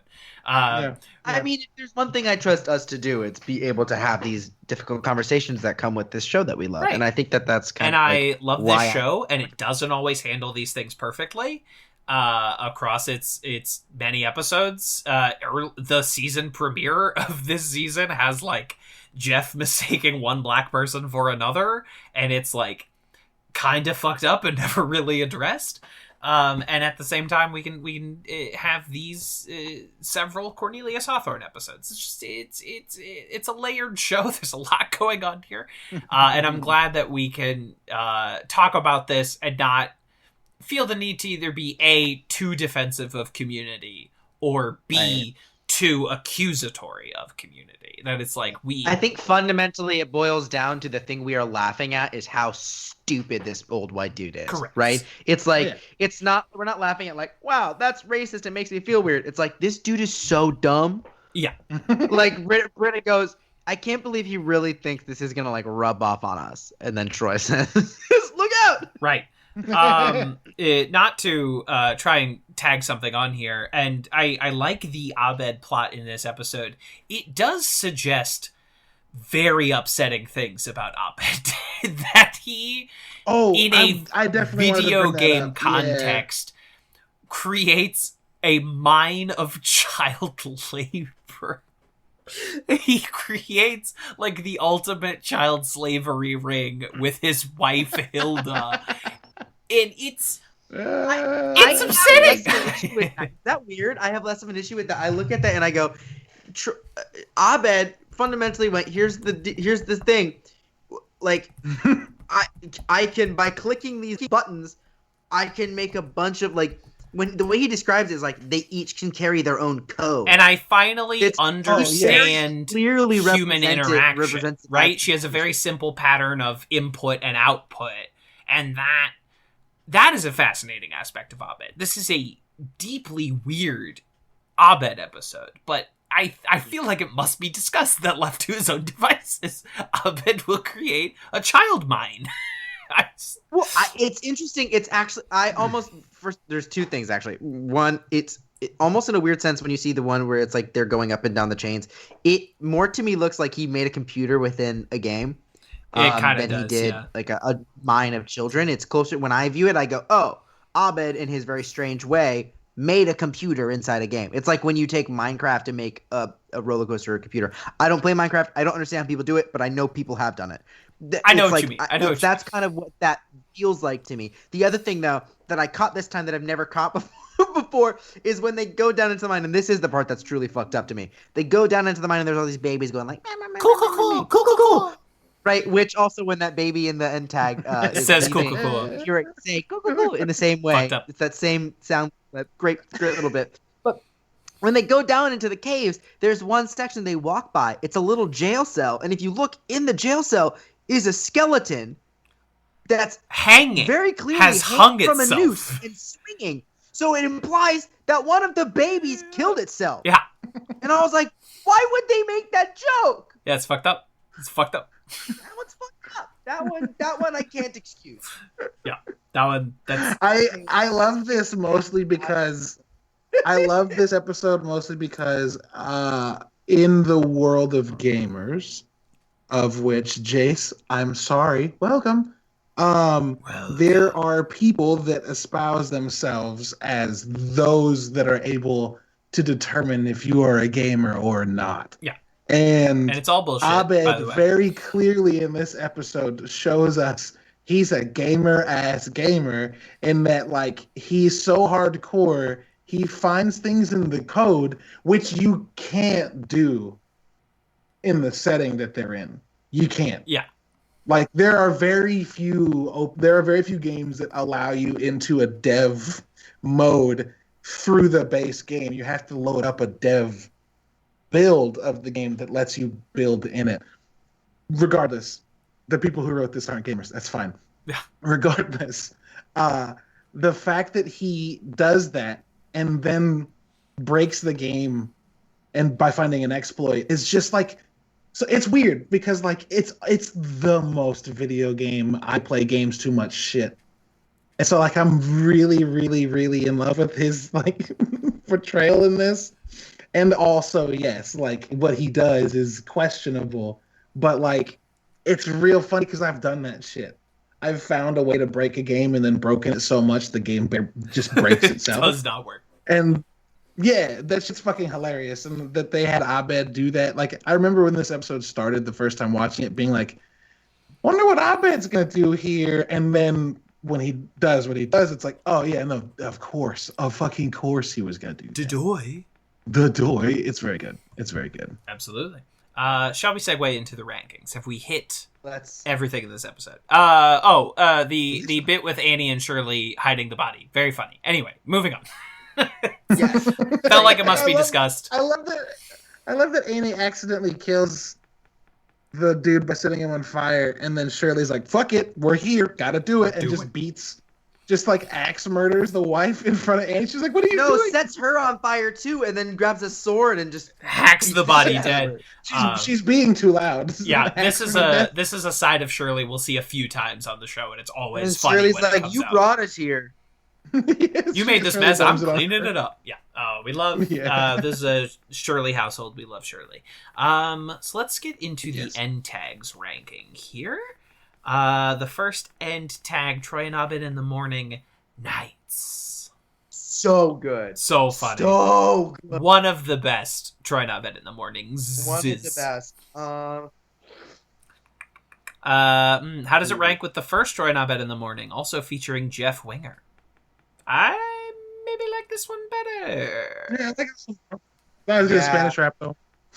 Yeah, not bad. I mean, Spanish rap has the nostalgia factor to it, but this is probably my favorite Troy and Abed in the morning. So it sounds like a great number 4. Troy Troy and Abed in the morning. Nights. What's up, lonely hearts? Oh, Jeff, good question. We're us. And that's in the same. That's in the flashback episode as well. That's just Donald Glover firing on all cylinders all episode. Crushing it. Crushing. Oh, I love that. And then man. Troy and Abed find a baby. That's what they do. Troy and Abed find a baby. Is this I forgot about that end tag. is this Slut! is this better than Donald It's not Glover screaming slut? I don't think so. Not funnier than slut. The slut litmus test has not passed. You've been slut shamed. Our slutometer test. Yeah.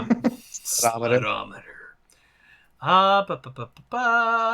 Is this better than spaceships? No. No, it's not better than spaceships. But now we get into a section of like a lot of non-Troy and Abed tags. Leonard's Frozen Pizza, Yeah. Starburns Memorial. I think I might like it more than Leonard's Frozen Pizza. Yeah, I think we can put it just below Spaceship. I love it. Number 40, Troy and Abed find a baby. Okay, and now we move on into the episodes. I feel like this one might get dicey. So let's start. Okay, fake flashback episode, curriculum unavailable. I think a perfect starting point. Is this better or worse than the first fake flashback episode, Paradigms of Human Memory? Yes, it's better. You say better. Caleb, what do you say? Yeah, I'm oof, wait. I do not think so. There's moments, and Troy's performance is better, but I think that John Hodgman's involvement keeps it close. It is. The original one, isn't that the one where they have the flashback of that Western stuff? Jeff and Britta are having We secret found sex. new ways to hate ourselves. That one, this habitat was for humanity. Jeff and Britta, you did not step forward and are therefore innocent. That's the Dean Pelton costume montage. Be mad if you want, but I've watched enough movies to know that popping the back of a raft makes it go fast. We are friends with a glow man that so clearly good. believes in leprechauns. That's the Sarah Bareilles gravity montage. Like, I am sorry to this episode. How dare you? The first fake flashback episode is maybe my pick for the funniest episode of the whole show. Just comedy. Very, very, very. I alone. just love this one so much, I love though. it too. But, like, is this better than Law and Order? No. Better than Law and Order. Basic Lupine Neurology number 9. Like, Is no. Nah. No, it's not. It's not. But It's I think it's really hard to find a way to say it is, and then It's caved. not. It's It's not. not. But it's better than Phys Ed. Better than... Okay. Better than the billiards episode? Yeah, because Yes, it's better. so here's where we're at. Because Phys In my Ed... book, easily. Because Phys Ed is, I think, and our list reflects this, the greatest emblem of, like, what Community was when it was a regular sitcom. It is, like, the startling example of what the show was when it was trying to be a normal show for normal people. And, Like, I really like this episode. I do, but it's not better than Comparative Religion, the first Christmas episode with the fight. That episode is tremendous. No, I think it's better. Okay. Yeah, I'll fight y'all on this. I think this is like, number fuck 10. y'all. This is one of my favorite episodes ever. Like, ever. Just like when I think about when I think about Community, I think about them being gaslit into thinking they're all crazy. Genuinely, one of the first things that comes to mind. And as you all know, Troy and Abed are like my go-tos. And Sure. Literally, Troy on an ATV and Abed losing his shit over daylight savings time alone makes this top 10 for me. Oh, woo. It might crack my top 20. I'm looking at like number 19, Beneath Chicken Fingers. Here's what I will be happy with, right? I'm gonna rank this one as number 10 for me and hope that curves the end results for you two. So do your thing, and then I'm gonna be like, you say 10 and Kev says 19, and I was gonna say the better than not better than cooperative. No, better than cooperative calligraphy. You like this better than Annie's pen? Yes. All right, I'm going to do some real quick math. I just want to see what happens. Okay, well, I just want to see. I just want to see. If we put it underneath conspiracy theories, I'll concede to it there. I will concede to conspiracy theory, just edging it out of top 12 and put that as the new 13. So the average of our three scores. Now, we don't always do it this way, but when we're this divided, sometimes it comes in handy. The average is 14. Like 15. Right beneath Cooperative Calligraphy, right above Glee Christmas. Except I was going to say 14 initially. You're right, but you're averaging the numbers and not the weight of the placement, right? So if we're talking placement 10 and 13 and then a 19, the 19 will bring it down. I get what you're saying. We're so fucking insufferable for everyone listening right now. Well, I've actually heard that for a lot of people, this is like their favorite part, is us okay, cool. All right, cool. Sitting it over. Okay. We want to weight this. All right. Allow me to pose a graduated scale. If we're doing weighted ranked choice voting, then we will. Here's why I say this, because if say someone was like, this is my number 3, and someone said this is my number 2, and someone was like, this is 25, right?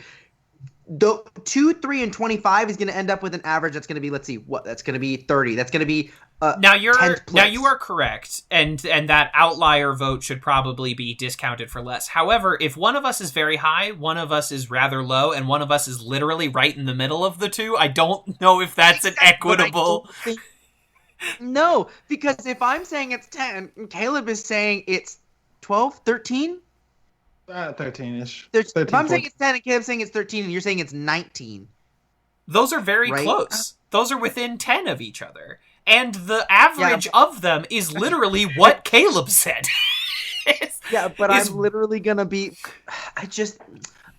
can we just put it as the new 13 and be happy? 14. No, 13. 14. Fine. I guess it's not as good as I'm sorry, Jace. Putting this at 10 means it's better than Comparative Religion and Conspiracy Theories in interior design? And I can't. No, that's why I was saying, like, I would concede to it being just below Conspiracy Theories, but Annie's pen is kind of undeniable. It's yes. Yeah. It's above Glee Christmas. I'm sorry. This is so despondent right now. Sorry, it's a great episode. It's number 14 on a list of 68 numbers. All of your arguments are good arguments, and I'm just being stubborn. Oh, well, that's fair. Oh, well, when you put it that way. You're all all of your opinions are correct opinions. Don't tell Kevin that. Don't tell Kevin that. Well, he's already tweeted it, so it's not like I can... My opinions are all good, and I'm afraid if your opinions are different than mine, you're wrong. Sorry, that's the way God made us. It's the way God made you wrong. Sorry. You didn't have to go religious on us. Can Damn, too. Kevin. Can too. All right, Shirley. It's Crimbus. Let's see. It's Crimbus. It's Crimbus. use for. Happy Chrysler.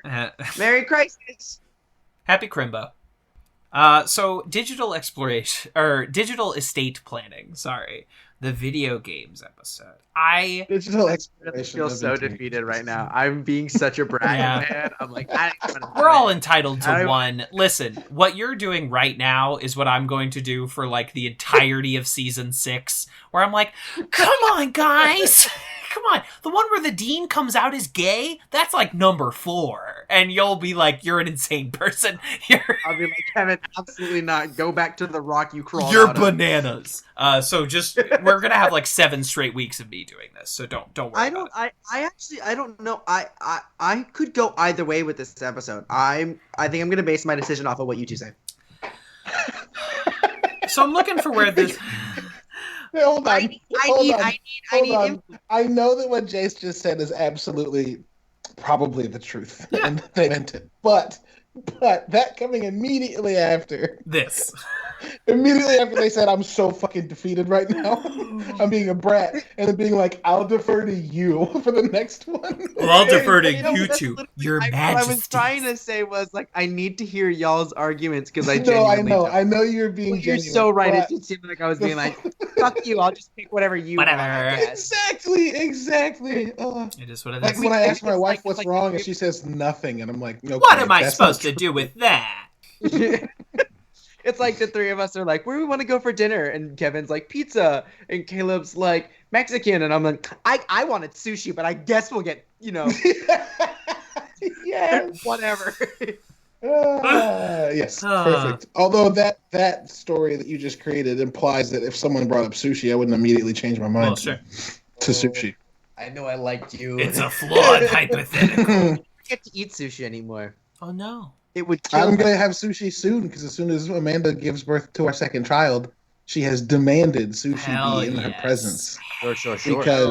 because yes. she hasn't been able to eat it while pregnant. Pergernant. Pregnant. Gregnant? Yeah. Pregnant? So it's gonna basically be sushi and a bottle of wine. I don't know. She doesn't drink. Oh, Yeah, okay, good but, for her. yeah. She drank a few times, but she's small and like drinks like Sure. it's really Gotcha. funny. So sushi and like what? Blow then? Like sushi. Sushi and blow. Like you're a businessman in an 80s movie? Yes, sushi and Quaaludes. Yeah, exactly. That's, Perfect. That's her thing. Sushi and ludes. Okay. Attempting to try and rank digital estate planning. Please help. Okay, let's start with the other Cornelius Hawthorne episode, Advanced Gay. I do think this is slightly better than Advanced Gay. I can agree with that. Yeah. But if we get up to the point with like beginner pottery, I don't think this is as good as beginner pottery. Number 36. What's applied anthropology and culinary arts? That's where Shirley gives birth. I like that one more, Oh. I think. It's probably below that, but above. Vampire man. mythology is really good.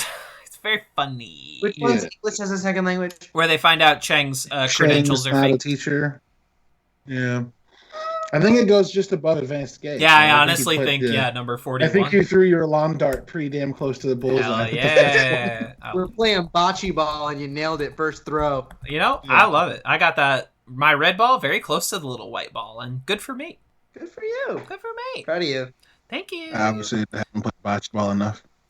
That's cool. You don't have Italian relatives, I guess. Neither do I, but I still know what fucking bocce ball is. You live in New York. What? Yeah, I'm from Florida. Yeah, I'm from Missouri. I know what a fucking bocce ball is. Well, Caleb, I know I mean, that I know just what it completely is. I know dismissed what you. it Yeah, is. okay. Imagine curling, Fine, but I'll on just grass. stay over here. It's no fine. I'll room. just stay over. Jace, it's fine. I'll just stay over here. It's just curling shut you up. can do while drinking. It's curling you can do with a beer in one hand. It's the greatest game ever invented. See, I've played bocce ball at a big like party venue. Yeah. Several times, several years in a row. I just didn't remember what color the balls were. That was my Lawn joke. darts, but not illegal. Right, exactly. It's like Lawn darts aren't illegal. it's like They're illegal if you're using the ones with knives attached to them. it's like washers, but like fun. You know what I mean? It's like Yeah. it's like cornhole, but fun. It's like horseshoes, but less racist. Yeah. What? I know, shocking. Kevin was like, yeah, that. I was like, when you said that, I was like, I believe you, but I want to know how. I made it up. Someone that listens to our podcasts fucking loves horseshoes and just got really offended for like 10 seconds. They were just like, what? Googling horseshoes origin. Yeah. Sounds... I don't know why my brain immediately started thinking of like, what were they called? Pogs? Those little disc. Yeah. I've never played them. I'm actually a little bit too young to have ever known them, but 100%. For some reason, like all the nostalgia content pumped into the internet has made me familiar with them. And I don't know. Can someone tell me? Can anybody let me know what the relationship between Pogs and Bocce Ball is? That'd be great. Thank you so much. Thank you. So horseshoe pitching may have been derived from the game of quoits played by Roman officers during the Roman occupation of Britain. So it was kind of racist. Sure. I assume the origins of horseshoes truly lies in cowboys being bored. I think the origin. And most cowboys were not white, so it can't be racist. Boom, problem solved. Boom. No problem with the American West. No issues. No, that's not what I said. None. You heard it here whatsoever. First. Fuck the buffalo. Fuck indigenous people. What's happening? Why is this happening? What's happening? No one can... We've fucking gone off the rails, so I'm just going to segue into plugs. I guess saying we went off the rails implies we were on them at some point, which cannot be conclusively proven. But... Kev's disdain for her.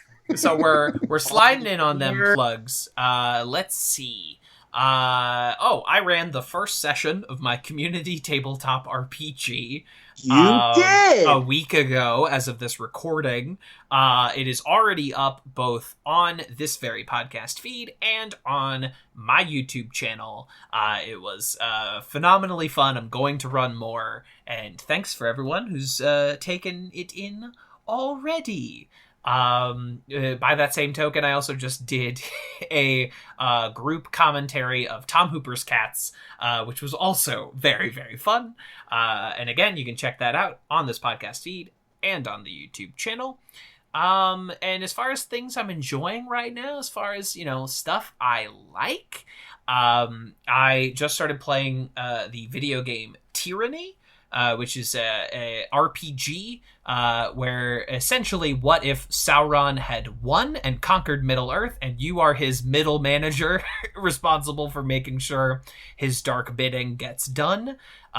Very fun classic style RPG. And a phenomenal video essay that I just watched the other day by the YouTuber Super Eye Patch Wolf, called What the Internet Did to Undertale, which Undertale is this small 7-hour RPG, completely independently produced by one guy, and became the biggest explosive fan community anyone could think of. And it was a phenomenally interesting video essay. So that is all I have for y'all. I don't have anything to plug. I just... I hope everyone had a lovely solstice and your superpowers come in and develop nicely. I don't know, I got nothing. If you're trans, I love you. If you're cis, I also love you. But if you're trans, I love you. That's slowly becoming a little bit of a sign off for me, and I'm kind of okay with that. Yeah. I don't know. I know that I'm not as active on the twitter.com as Kevin is, and Kevin's also really great about making sure that our collective podcast account is also very active. But if you're out there and you ever just feel the need to talk, I mean, look, we are having dark days and seasonal depression is no joke, and you ever want to talk to someone, if you feel lonely out there, you're trying to find, other queer and trans voices to kind of talk to, holidays are also rough times for people when it comes to concepts of family. Please feel free to reach out to me. I would love to get to know some of y'all, and just kind of be able to I don't know, get to know some of y'all better. If you wanna just talk, if you wanna vent, if you ask questions, I don't know. I'm here for y'all. You know, I just wanted to put that out there. I know I'm very opinionated and political and loud, but all of that is rooted in a sense of empathy and care, especially for people within my community and other marginalized communities. So, if you feel like you need someone to talk to, sure, hit a girl up. I don't know what at it Jason is. Ziv, JacenZiv at Twitter. I was gonna say, there's a lot of people that want to reach out to you now, but you didn't give them your handle at all. So there you go. Did it. I remember I've given it out a bunch of times before, but yeah, it's at JacenZiv, and that's the same on Instagram or Twitter. Reach out to me on either platform. Really, I'm down to talk. I might not come on over, but I will respond. Call me maybe. There it is. I had to think of a song to go with that. Carly Jepsen, we love her, right, Kevin? Oh, 100%. Hundo P. Far too much energy behind that, but I'll allow it. She's great. That's all I have to say. There's I don't have much to share. If you wanna, I'm gonna one up Jace real quick, like a real fucking asshole. Say if you want to see pictures of a fresh baby, follow me on Twitter. Oh my god, do both, please. Yeah, I said fresh like they're market. Little baby loaf. What market were you shopping at? The farmer's market on Prague. Yeah, sure. That's yeah. I hope I didn't get my kid from the farmer's market. It's not going to be like me at all. Anyway, Cabbage Patch Kid. Yeah, I don't have much going on because I have a lot going on. You know what I'm saying? I have a kid due very soon. Actually, if we're going by the literal what the doctor said, due tomorrow. If you go by what my wife is convinced won't show up till Thursday. If you go by my first kid, won't show up till Friday because I'm their father and I can't show up on time to fucking anything. But anyway, that's not important. My wife is tremendously stubborn and I am tremendously time challenged, which is fine. It means I'll be late to my death, which is even better. But like I said, I don't have much that I'm going to be doing for the next few weeks. I will stream when I can, but follow me on Twitter for yuck 'em ups and baby pictures. That should be the only reason you follow people on Twitter anyway. Except for the reasons that Jace gave just a second ago, which are also very good reasons. Yeah, sorry, I'm just shitting all over the stuff that you just said. Yeah, I still love you. I know. That was such a Tony Stark response to that. I still love you. I know. No, it's a solo response, and even I know that. Well. Yeah, well, yeah, they're kind of similar. Hey, you two know how many episodes we've ranked? 69. Noise. Perfect. And on that note, just take care of each other. Happy holidays. And if you're gonna go see your family, fucking don't. You're an asshole. Fucking don't. Wear your goddamn mask over your nose. Fucking it goes over your nose. Don't. Over your fucking nose. Wear the mask over your nose. Wear your mask with your nose out. It's like wearing your pants with your pee-pee out. Yeah. Putting a condom on your testicles only. Don't go see your family. We've put out fucking 20 hours of podcast in the month of December. Just stay home and listen to us. Your family. Just stay home. Shout to me. Yeah, listen to us. We'll be your family. Play a video game instead. You'll have a much better time. I'm actually, this episode ran real fucking long, so I'm probably gonna cut that Marvel section at the beginning and make it a bonus episode, so even more episodes. A full hour of us just talking about like potential with because there's MCU also a comic. fucking guest coming up after this, and I don't want it to be a fucking 9-hour podcast. Y'all talked about MCU potential without me. We actually were referring to stuff you've already said. Yeah. Too. Like we cited our sources, so we talked it out. We had a good one. We gave you credit in MLA format. Yeah. Okay, in MLA format. Thank you. Yeah, absolutely. I did Chicago style, but yeah. We're fucking nerds that said Chicago style source citing at the same time. The two people that write scripts. Yeah. Wow. Yeah, you also write scripts. I do. I just look up what a script looks like and then do it, though. Well, that's fair. I'm a really good copycat. That's how we all. Yeah, are, that's what are you talking about? That's the method. I just didn't know. It was called Chicago style. So I'm like, well, Chicago style is papers in. Yes, I know. Okay. Yes, I know. It's like He's like, I know. I too am educated. Kevin Lanigan. I'm sorry. It sounded like you misunderstood. I didn't want you did going out papers in there my making a fool English of yourself. classes. I also did papers in my English classes and acted like I knew what the fuck citing was. Well, yeah. I mean, that's what we all did. Please. Pro tip for those of y'all writing papers: always do a bibliography and not a works cited. Why? Because you can put stuff you didn't use in it to make it have more sources. Oh, that's what the fuck. That's a pro tip. That's a life. Also, fun fact: take your document and type in white, and then it'll add words that aren't there. Whoa. Yeah. Y'all motherfuckers crazy. We'll be back next week with the season 3 finale. Before we do, it's really funny that it's really funny that Jason and I both just gave tips to pad your papers when we can't shut up for more than 30 seconds. We've never had a problem filling a fucking page. But just in case you wanted to cheat, here you go. Sorry, if I had to. No, that's all right. You okay? I thought that was hilarious to me. Nah, you're good.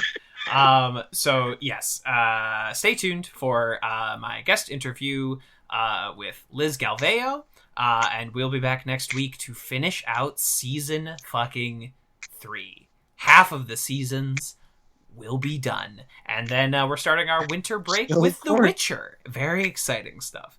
Very exciting stuff. But until then, papa. Papa. Wap, wap. Do-ba-da-doo, do-ba-da-doo, do-ba-da-doo, do-da-da-doo, do-ba-da-doo, do-ba-da-doo. For he's a jolly good fellow, for he's a jolly good fellow.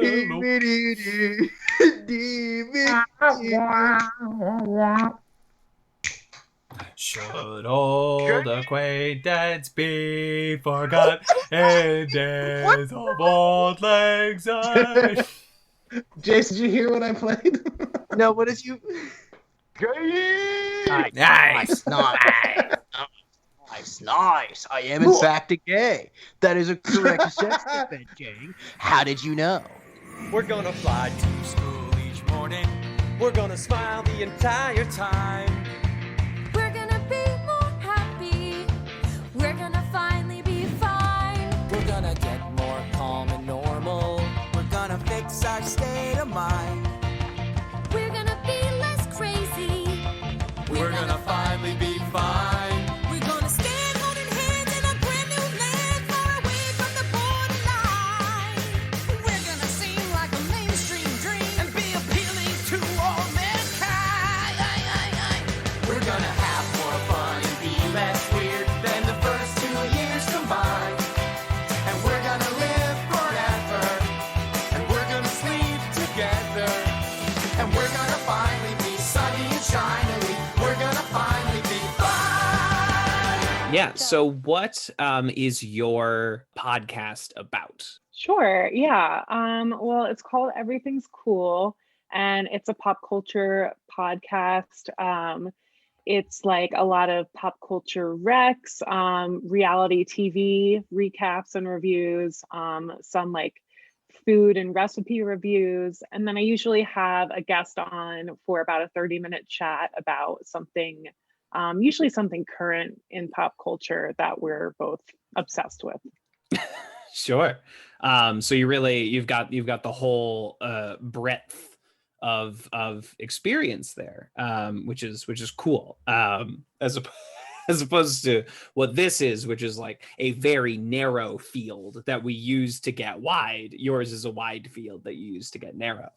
Yeah, that's a good way to sum it up. I did a Bachelor recap show before I did this podcast, and I think the like narrow scope of that really bothered me sometimes. Mm-hmm. I think you're smart to like go off into different areas from the topic, because that felt like I just felt really hemmed in sometimes. Community is a wonderful like springboard to basically talk about anything you could want to talk about, because they hit on everything and like every medium, and it's fun to like, well, for me it's fun to like try and place it in like pop culture of that time, is like, what were our politics like in 2011 versus like what they look like now.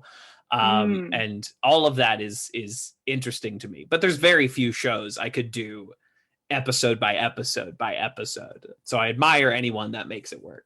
Yeah, well, Community is so dense. I mean, just like the jokes per minute, I feel like it's one of the most, I don't know, dense shows I've ever watched. Yeah, the joke per second ratio, like few shows I think can beat this one pound for pound. 30 Rock maybe. Yeah. A former guest compared it to rappers, and the rap scene is that like everyone is always trying to be the quickest and the fastest and the best and the most clever, and there was that dead heat contest for a while with like 30 Rock, Parks and Rec, Community, The Office in its prime, that we're all trying to gun for that number one spot. Yeah, that was a rich time in TV comedy for sure. Yeah. And all those shows like had so many seasons and got to run for so long. Whereas now I feel like even the best Netflix originals like don't get a lot of time to just live, you know? Yeah, definitely. Netflix loves to like greenlight a show and then, make you fall in love with it and then like rip it away from you the second you get attached to it. Because they need to like dangle the carrot in front of you to like motivate you to keep paying for Netflix. But they're like, what if you didn't get to eat the whole carrot? Like, what are you gonna do? Cancel Netflix? Like, exactly. We're not making Glow season 4. What are you gonna do? Not have Netflix anymore?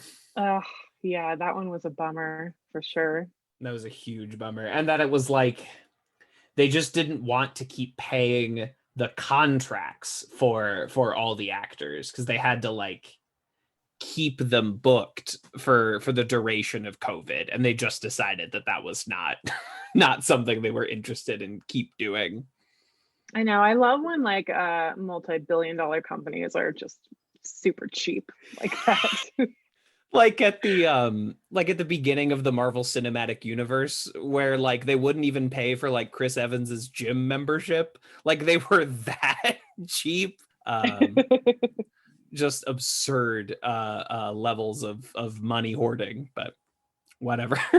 Sorry, could you hold on 1 second? I think my cat is gonna barf. Yeah, go for it. So I'm so sorry. This is the most exciting live thing that's ever happened on the show. Yeah. Are you okay? Oh my god. Oh, I can tell it's happening.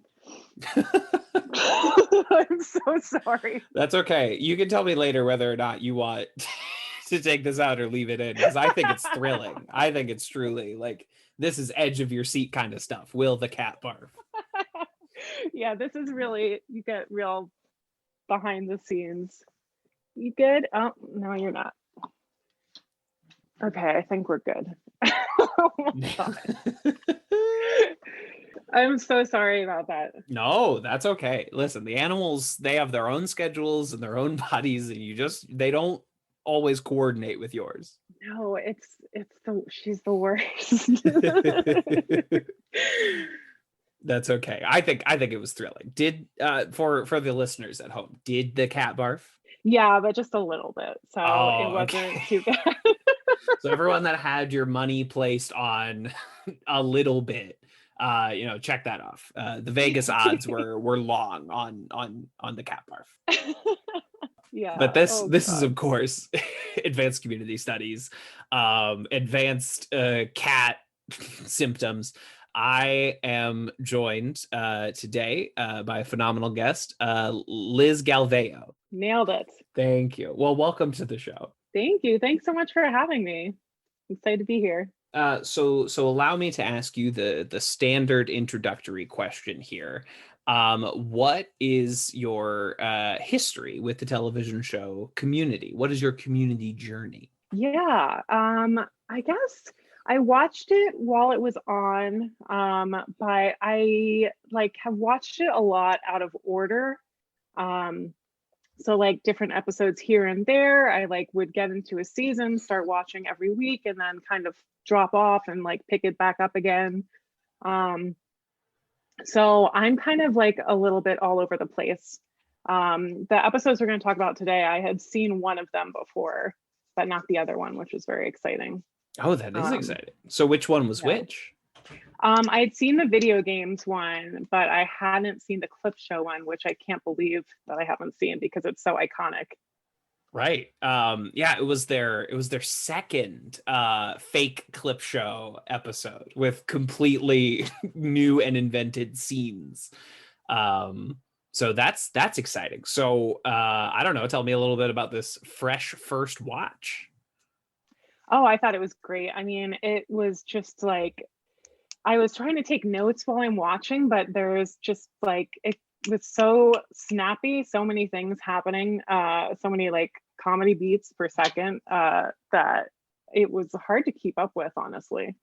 Yeah, absolutely. And even, you know, even though they set you up for this, like, oh, and here's a bunch of like Chang centric flashbacks, it's still like, okay, there's there's a lot happening here, and we're jumping around in like space and time a lot, and then they pull off that, I mean, my Zoom background, that like phenomenal twist of the Greendale Asylum. So it's a ride. Yes, absolutely. They really like get in and get out with each clip and each joke. But it works so well. Excellent. And you had seen the video game one before. Yes, I had seen that before. Weird episode. Indeed. I really enjoy Pierce's father as a character. It's just like so racist and offensive. They really like get to just explore that and like go so out there with that. It's so much fun. Yeah, what would this deranged racist mind create in a video game space? Yeah. Where he is a giant floating head god. Yeah, it's absolutely it's wild. So what are your favorite episodes and favorite characters? What are the ones that jump out to you the most? Oh God. Yeah, on the spot. On the spot, yeah. I really like, is it I don't know if it's a Christmas episode or if it's just a musical episode, but I was reminded recently of there's a scene where Annie is the sexy Christmas baby. Do you remember that song? Oh, yeah. Of course. That's our that outro to our episodes right now. Yeah, that really stuck with me as just such a good joke. I really love Britta's character. I think that is such a real person, you know, that like I know. Absolutely. She is my favorite, and it's because it all feels so familiar, you know. It's a critique of a very particular kind of person that is very, very funny. Yeah, absolutely. And of course I love the dean. I mean, they just how they keep coming up with new ways for him to enter the study room is hilarious. I feel like that must have been so much fun to write. New and exciting puns new costumes, new songs and dances. Absolutely. And how he gets to like ascend from supporting player to, by the end of the show, like one of the central cast members is that's a shout out to Jim Rash, I think, for just like taking a tiny part and making so much of it that they just had to like push him onto the main cast. Yeah, absolutely. Yeah, he's so great in that role. Yeah. And he like won an Oscar while he was doing this show, right? Yeah. Before he's even like a main cat, he wins for the Descendants. And when is the Descendants? Is that 2011? I think so. I think around there. Yeah, 2011. Yeah, so like at the end it would have been early. It would have been February, like 2011. So we're in like the middle of the second season, and he goes from being a very funny guy to, oh, this show has an Oscar winner Right. on its staff. And maybe they couldn't afford his price tag, and that's why he only wrote like 1 or 2 episodes. You know, maybe maybe they couldn't foot that bill. Yeah, who knows? I know there was a lot going on in the writers' room always, so Yes. who knows what went into that decision. Yeah, that's another part of the show that I always found really fascinating was like Dan Harmon as a showrunner seemed really intense but really brilliant, and like his writers always seemed to be like worked to the bone, and like he was rewriting stuff while they were shooting and things like that were going on. But you know, it's hard to make quality television, and like all these episodes are so funny and so well written, even with all this chaos going on. That's like always been so fascinating to me about the show. Right. And like especially in this is the last season that has more than 13 episodes, but even that, it's like the amount of work that goes into making 22 episodes of television in 8 months is such a huge, like daunting amount of work. And Community is not a show that like it refuses to stop trying to like redefine itself and like keep trying new things, and that just like adds this extra tax to the workload, you know what I mean? Yeah, absolutely. It's like always pushing itself and raising the bar for itself too, which, you know, a lot of shows don't do, frankly. Right. Like I love New Girl, for instance, but New Girl is like, here's 21 minutes of jokes. And they're often very good jokes, but like, here's 21 minutes of jokes. And Community is like, here's 21 minutes of jokes that are trying to like redefine what you think television is. Yes. It's ambitious for sure. What you see as possible in the medium. Oh my goodness. It's wild. So what are some of your other touchstone sitcoms, or even any of your other like favorite shows? Sure. Well, I feel like I grew up on The Simpsons, Of course. like from the time I was a kid. So those jokes are just like so deeply embedded in my mind, and those references. Yeah. Was it also on like twice every day for you as well? Yeah. Yeah, exactly. Yeah. It was like what you watched before or after dinner. I'm not sure when it was on. Yeah, But like you know, the news came on, I think, before or after. You know, it was sandwiched right in that little pocket. yeah, it was perfect. And then Seinfeld, I also like similarly, that was on every single day, and I just got obsessed with that for a while. And then I watched like a lot of random shows that happened to be on, like the Steve Harvey Show was one that I like watched for a long time. And I guess like modern or contemporary comedy, I really loved BoJack Horseman. Absolutely. I liked how dark that got and how that really pushed like the idea of what a comedy could be, I think. And also like how that was written really for the binge watching format where you're going to have all the episodes released at once. So you can afford to have a completely like self-contained episode in there, or a really weird episode where they go under the water or something. Right. Yeah, a bottle episode. That's what it's called. I couldn't think of it. But yeah, those are my right now. I don't know what I'm watching right now in terms of comedy. I feel like it's kind of dried up a little bit lately. Yeah. I think we're having to and this is, I guess, partially just due to COVID, right? It's you know, the well of comedies that they're putting out right now are kind of minimal, so you either have to like go to the backlog or I guess try like YouTube and podcasts and stuff like that. But Yeah, absolutely. Excellent. Okay. Is there anything else that you want to put out there, or even talk about your own show a little bit more? I will say, like in the video game episode, loved Giancarlo Esposito as Gilbert. He was like, I think he was on Breaking Bad at the same time. So you sort of had this like dual identity, like cultural reference point with him going on Mm-hmm. that kind of informed that character, which I thought was really cool. Yeah, I think. Okay, I'm having to walk this back of like this season was coming out my freshman year of college, and so I feel like Breaking Bad season 3 was already out and 4 was either like about to come out. I guess I have a computer in front of me, so I could attempt to look this up. But right, this feels like a little bit of like, what's Dan Harmon watching?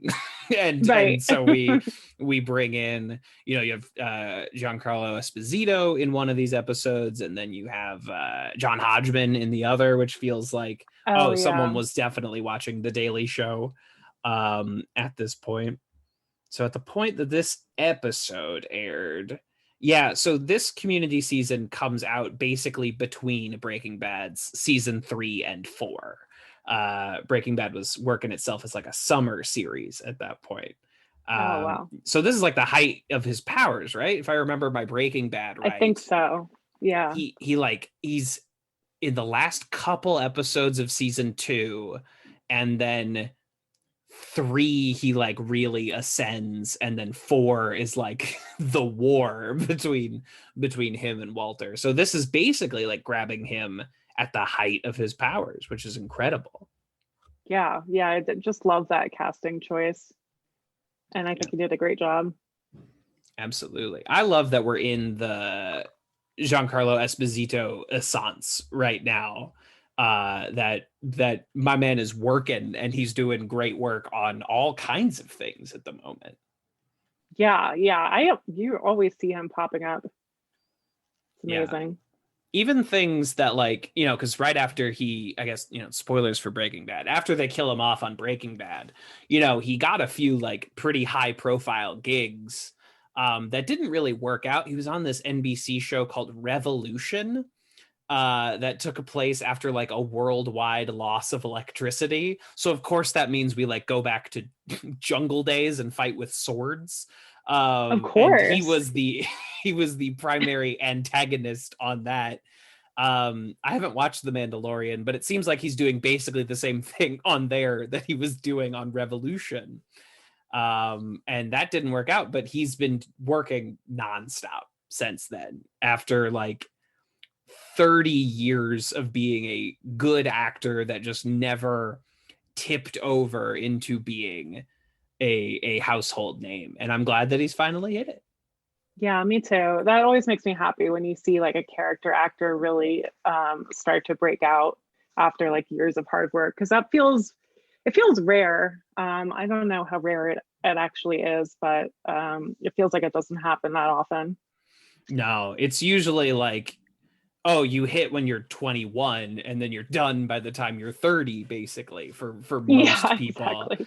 But even another like Community Breaking Bad crossover, you have Jonathan Banks, even longer. Like that guy is in the original Gremlins, and he's in Airplane. And he worked, but then it was like Breaking Bad finding this guy. And then he did Breaking Bad. Again, spoilers, he dies. Then he did a season of Community, and then Better Call Saul starts up, and he's been doing that for 5 years, or however long. Yeah, that's another success story. Yeah, it's great. Crossover. You love to see it.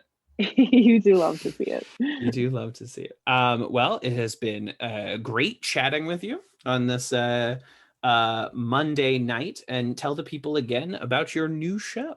Oh, right. So it's called Everything's Cool. You can find it on iTunes, Stitcher, Spotify. And yeah, if you like pop culture, reality TV, funny stories about my failures in life, come check it out.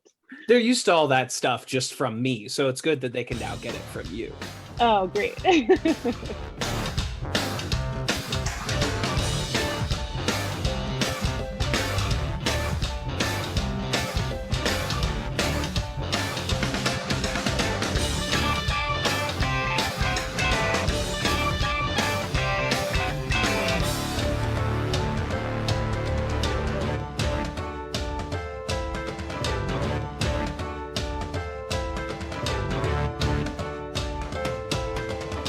This has been a Talkback Podcast.